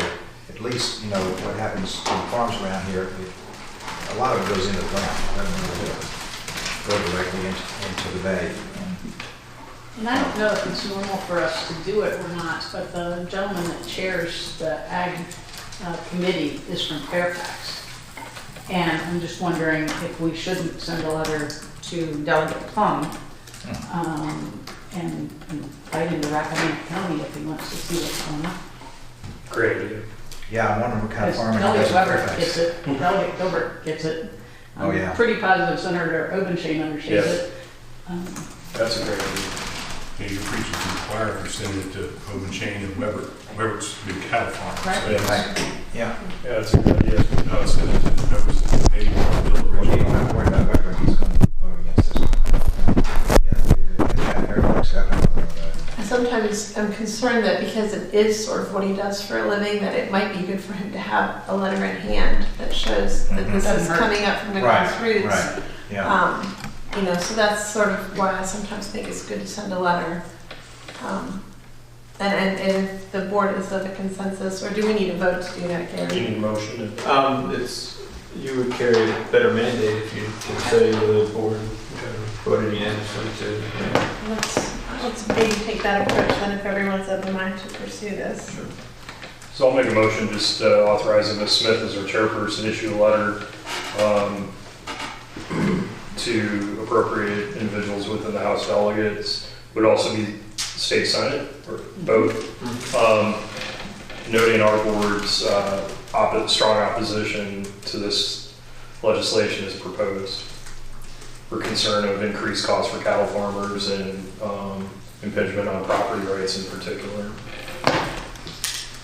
I'll second that. All in favor, please say aye. Aye. Any opposed? And one little item I left out. When manure goes into the river, within 3 miles, it's purified. When it goes over the rapids and all like that, it's just like its own septic system that cities have. All the aeration purifies the manure and urine out of the stream, so it purifies itself by the time it gets to the plant. Great background. Thank you, Chris. This training opportunities. The board asked staff to look into what training might be available. This is principally offered through Virginia Commonwealth University and the Land Use Education Program, and UEP provided a link to their site within board docs. VCU offers many specific courses for planning commissioners and DZA members, and actually they have certification processes for both. And some of our planning commissioners, BZA members, have been through that recently. In addition, Ms. Summers reached out to Dr. Keegan with the UEP and asked if we could have a training here in Rappahannock that wouldn't necessarily be the certification path that takes several weeks and months, but could be offered kind of more broadly to planning commissioners, BZA members, board of supervisors members, anybody, I guess the public who would want to come to the big picture land use law conversation. And from that, she said absolutely to do that. We could design a course to suit what we think our needs are and provide some pricing approximately as shown for a half day or a full day.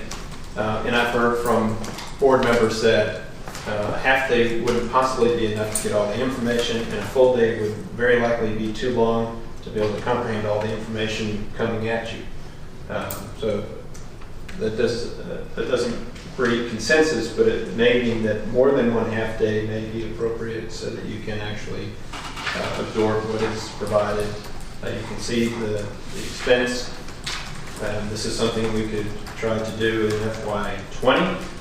Or you could use this information as input to your FY21 budget process to budget in funding for such a training next year and use some time to plan that out. And Sean, I'd be happy to work to try to get something figured out relative to scope and agenda and time. I mean, I'm happy to take a first swipe at this in terms of what would be the amount of training and when. I mean, I think I would look forward to this sort of training. I think with recently seating 2 new members of this board, having changes on the planning commission, possible changes, happening soon at the BZA, I would think that we would want to pursue this training sooner rather than later. In terms of half day being too little and a full day being too much, I can see where that's true, because if it's all the same day, then it is a lot to digest in the course of that 8 hours. I wonder if there's an option where we could do an afternoon session and then break overnight and then take the morning session the next day. Someone normally stays in the area anyway when they come and do a training, either the night before or the night of. And we could break it up that way, so it wouldn't be 8 consecutive hours, it would be an afternoon and then the next morning. That's a good solution. Yep. So, Then I guess it just comes down to a question of this year or next. I think my only observation, just thinking out loud, is that we see that the planning commission is picking up steam regarding comprehensive plan review. So it might make sense for us to get some training on the books this calendar year, just so that we're receiving training as the planning commission is working on these tough comp plan and zoning ordinance revision questions, just as an observation. I think that makes sense. What do you need from us to carry it forward? Or just a consensus on what we... Yeah, I don't think you have. Let's just put it in the budget for next year. If I can make it work for this fiscal year, I think you probably would want to wait till after we're done with the budget, because we're about to be all in on that process and be to thread this into that, which puts you into May, June. So maybe we can, Michelle and I will look to see if we can figure anything out for June. I'm sure that we could find available funding sources, even if it is the BOS contingency. But it's likely other areas in the budget we could make a transfer, which I will come back to in a subsequent meeting. So maybe you'll allow Michelle and I to do a little more research on how to pull this together. Great. Thank you so much. Excellent, thank you.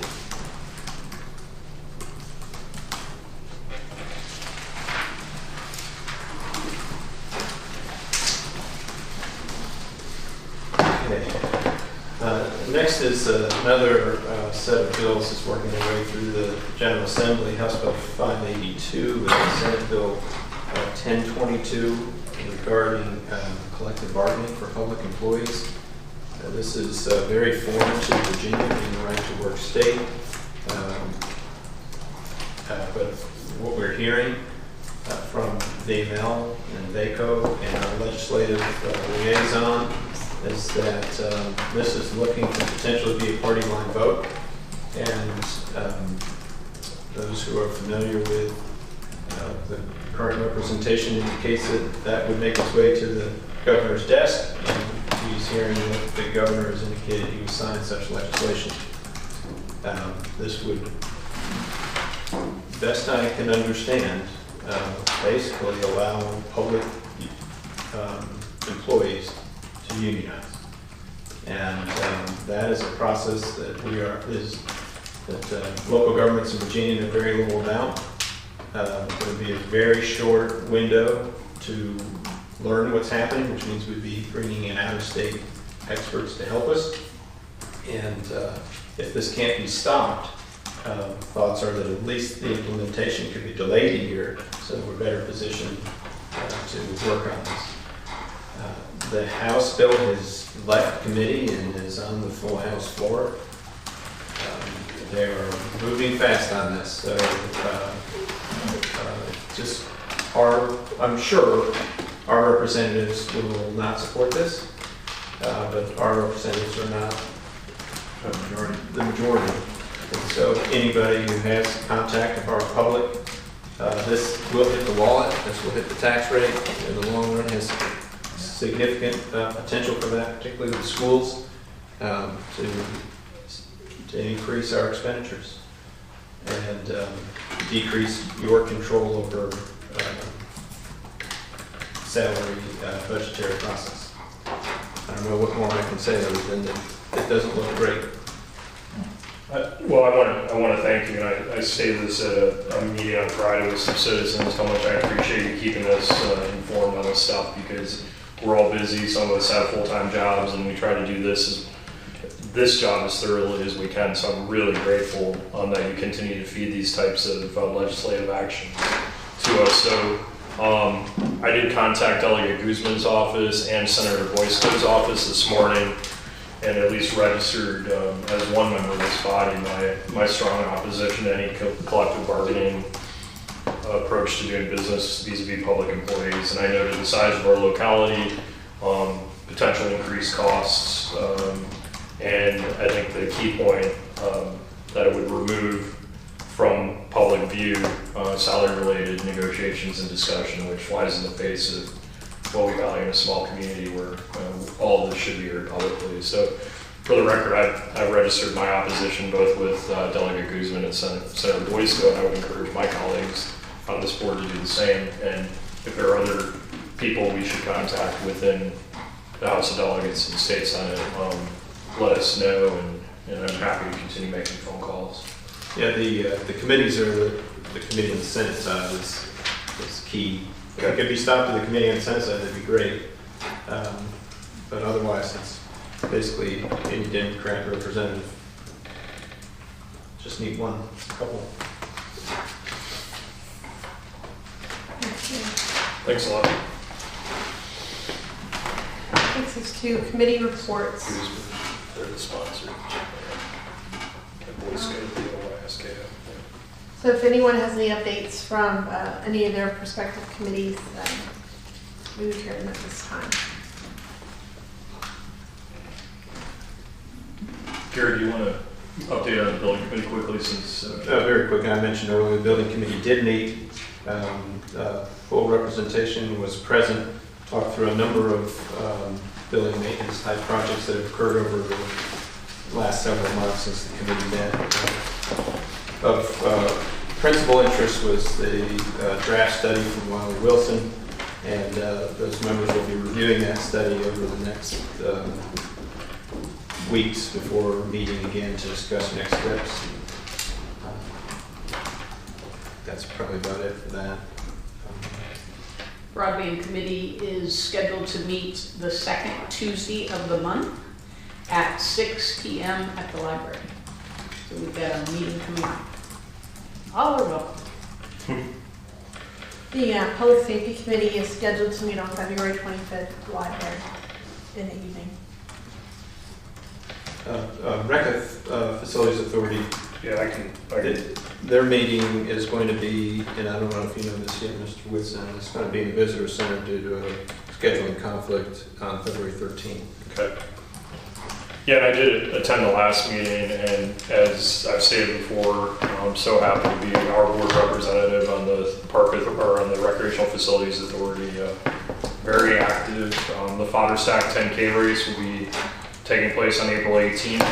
We have at least one member of this board who will run it, and he might have competition this year from another. So get ready. I might. I've seen you out there. I put my money on Chris. And I walked it as quickly as I could. Yeah, I know that Ms. Donne helps with a water station. My family had a water station last year, so hopefully we'll do that again. Also, a big item that has come up, and I just want everyone to be aware of it, as part of ongoing improvements at the park, there is discussion within the Recreational Facilities Board to construct an ADA compliant restroom facility. And so those plans are underway to the extent that they're getting quotes from contractors, and they've looked at various configurations of that existing building to accommodate that type of facility. So it's really, again, highly active improvement in the park. The trustees from the regional jail have been there multiple, I guess, 2,000 times or something like that, and they've really done a lot of the hard work of taking out invasive species. And one morning not too long ago, I sort of, on behalf of this board, took them Chick-fil-A breakfast because those guys have been working so hard and they really appreciated that. And so I'm trying to as much as possible, remind them of how much we appreciate them coming out and doing that work. And I know that there is going to be a letter expressing our appreciation. That was already sent. Already sent. I think that's from the recreational facilities authority. June 6th, and we'll talk about this more as we get closer to the date. Rush River Conservation Day. The Rush River runs through the park, and that coincides with Free Fishing Day, which the Department of Game and Inland Fisheries allows during that same weekend. And last year, a number of citizens, including me, donated pretty hefty rainbow trout for that effort, and we'll be doing that again.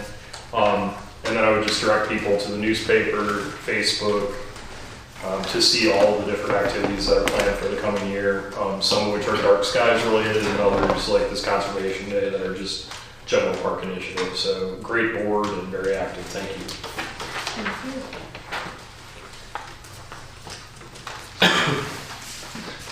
I know the Public Safety Committee, when we meet on the 20th, I expect it's very possible that discussion will also include some of the preliminary numbers or ideas regarding paid staff from the research that's been done regarding how to implement that and what that looks like for EMS. So if board members are available, you may want to attend because it will certainly be a lot of new information. Regarding the Planning Commission, there was a mention earlier by a citizen about the report that was made by the chair. I'm not sure if they will continue. I suppose they probably will if the board indicates that they're valuable. And if that is the case, would you like me to attach those reports to this section of the agenda? I think that's a great idea.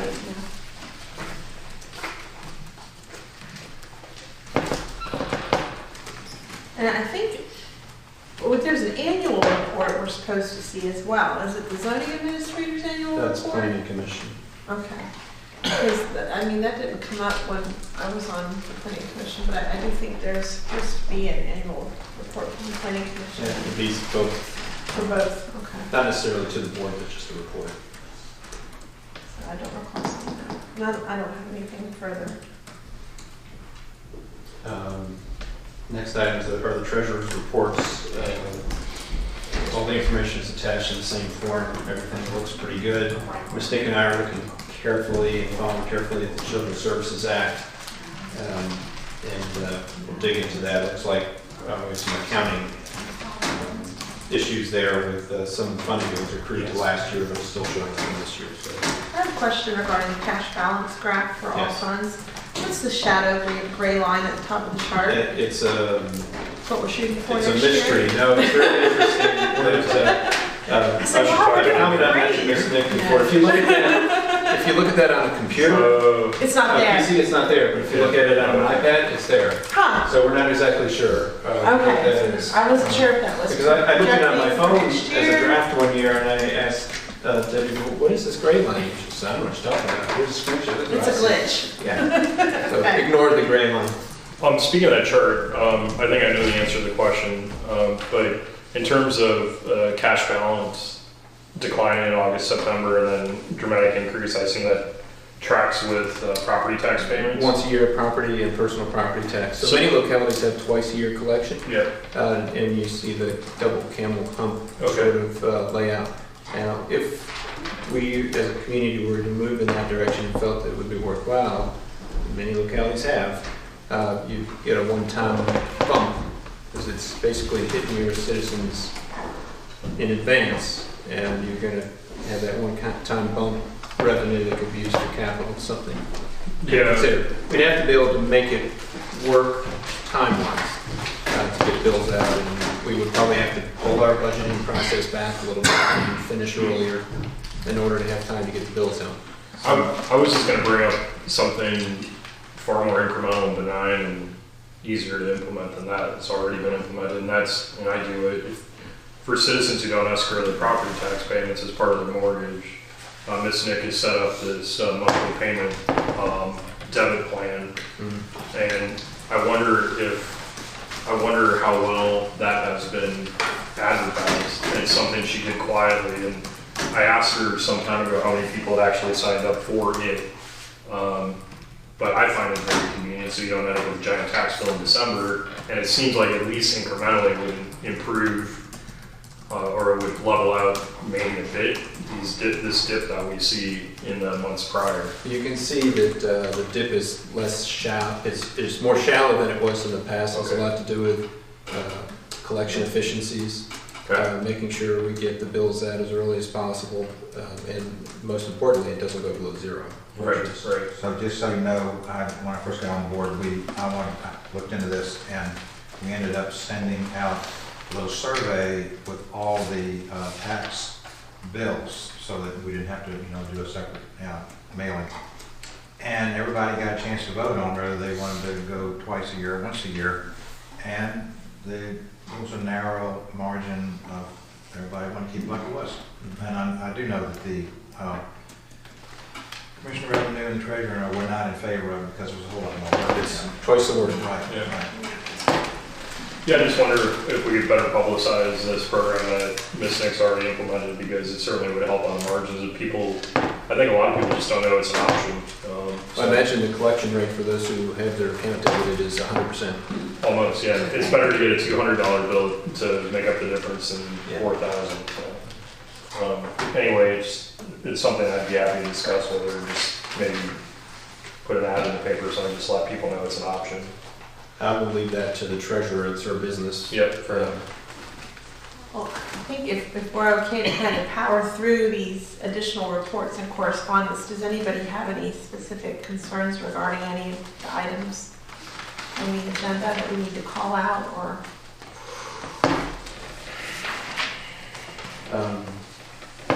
So the legal matters is identified in the board packet regarding my updates. Telephones are pretty good right now, limited complaints. COIAS statements are due today from the board. Happy to say that you've all submitted, including Mr. Frazier, who's not here. And that's about it from my perspective on that. To go back and undo what I've just done, to go back to the review of legal matters, for the benefit of everyone else here, could you please just recap why the capitality special exception is not on the it was scheduled to be on the agenda today for your public hearing. The applicant asked to push that. We told the applicant that he will be in court on February 11th, and it probably would not go well for him if he did not hold this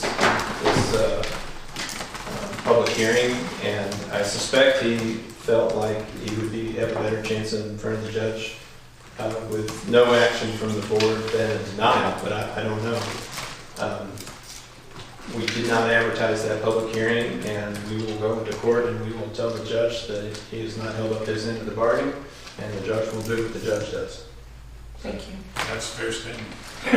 Thank you very much. That takes us to matters presented by the board. If no one has any questions about any of the other reports on the agenda. I do want to mention the regional jail item. The jail has prepared this year and last year a pretty comprehensive report on all the services they offer, and I encourage you to read through it to see what our inmates are getting by way of service, and then what your taxpayers are going towards. And then regarding tax dollars, Donna Hay asked me to look into some historical spending. In doing that, just pulling our audit reports, expenses set to the jail for FY11 to FY13 amounted to approximately $880,000 a year. Okay. And expenses for FY15 to FY20, which is since we've been a member of the jail, including all the cash credits that we've worked through with the various true-ups, is about $367,000 a year. That math indicates to me that we are paying less with the regional jail than we used to pay to have a local jail. That does not consider the fact that when our deputies pick somebody up, they need to run them up to the jail. Correct. That is time. But we do not have to shuttle inmates back and forth between the jail here, the court, and the jail. That's included in the cost. If we were to, just on a rolling basis, our average share of total jail costs is what?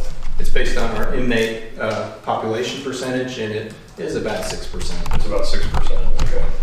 Yeah, I mean, my only reaction when reading the annual report was our contribution, for lack of a better term, of individuals to the population base there is relatively insignificant compared to any other locality, and I just want to be, and I know you do a good job, and you're the secretary there on the board, and I know Ms. Donahue is now on it, so I know you'll be looking at everything carefully, but I just want to make sure that our costs, our contribution to the bottom line is tracking carefully with. We've fixed the true-up process, and partially due to that, we will not be paying the fourth quarter payment this year, and we'll be receiving a check. Great. So that's good. Yeah. I can say the meeting I attended, they did have the letter in the packet. They were so pleased to receive the letter from the department. Yeah. And then I got a tour, and I was very happy they let me out. Very nice facility.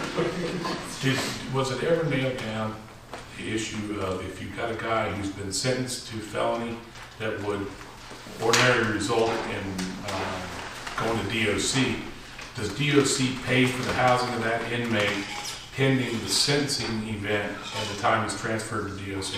I don't think I can answer that intelligently, okay, Peter, but I know state responsible local inmates continues to be an issue that is fought with the state and county board to make sure we're getting properly funded, so that I don't know specifics. and who verifies the average inmate population for Rappahannock County? No, that's Ms. Donahue.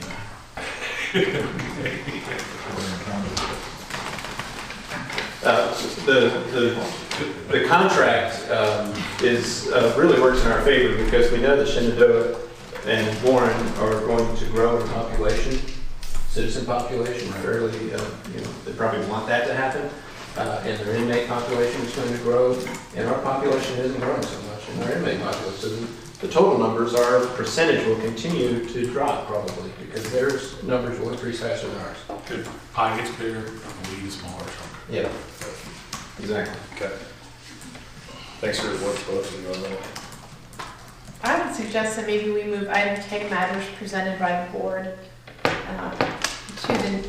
replace item R, new business, on the evening agenda, which has nothing there. Okay. I would suggest that we move matters presented by the board to between Q and S this evening on the agenda, so that we can get into our closed session. And I would make that a motion if someone would. I'll gladly second that. All in favor, please say aye. Aye. Any opposed? Okay, that moves the discussion, board discussion to this evening, because we really didn't get into too much last month, and I do think that is important. Just, Madam Chair, just from my own understanding, under J of the agenda, we obviously skipped over things like building permit report, zoning administrator report. I just want to understand, is that our normal approach at certain meetings, depending on the time? Well, normally we would say that that was the next item of business, and Mr. Curry might go into different, various levels of detail depending on. Most of the time, I would just say the report's attached. Okay, that's all I need to know. Unless there was something that really came out. Okay. Do you think we need to amend the agenda? No, because they're all presented in the packet. Right, everything's on the record. Okay. Yeah, and I had no specific concerns other than my one observation on the regional jail report. So I just wanted to understand that for the future, how we handle all that administratively when we have so many items in that section. Motion and second to move matters standing. So I would need a motion to go into closed. We haven't voted on. We haven't voted on that one. Rearranging the agenda. Oh, I'm so sorry. I thought we said all in favor. Please say aye. Did you? Yeah, we all were very agreeable about that, Gary. Welcome to the new era. All agreeable. Great. All right. I move that the Rappahannock County Board of Supervisors conduct a closed meeting in accordance with Section 2.3-3711A of the Code of Virginia for the purpose of consultation of legal counsel pertaining to actual litigation where such consultation consultation is open meeting would adversely affect the litigating posture of the public body. Section 2.2-3711A 7. Consultation with legal counsel employed or retained by the public body regarding specific legal matters requiring the provision of legal advice of such counsel. Section 2.2-3711A8. Discussion of the award of public contract involving the expenditure of public funds, including the interviews of bidders or offerers, and discussion of the terms or scope of such contract or discussion in an open session would adversely affect the bargaining position or negotiation strategy of the public body. Section 2.2-3711A.29. The subject matter of the closed meeting will be Rappahannock Board of Supervisors case number 16-000180. Rappahannock Board of Supervisors case number 17-000204. Item number 3, refuse and recycling contract terms, scope, and expenditures. I guess I would make that motion. Second. Roll call vote. Ms. Donahue? Aye. Mr. Woodson? Aye. Mr. Parrish? Aye. And I also.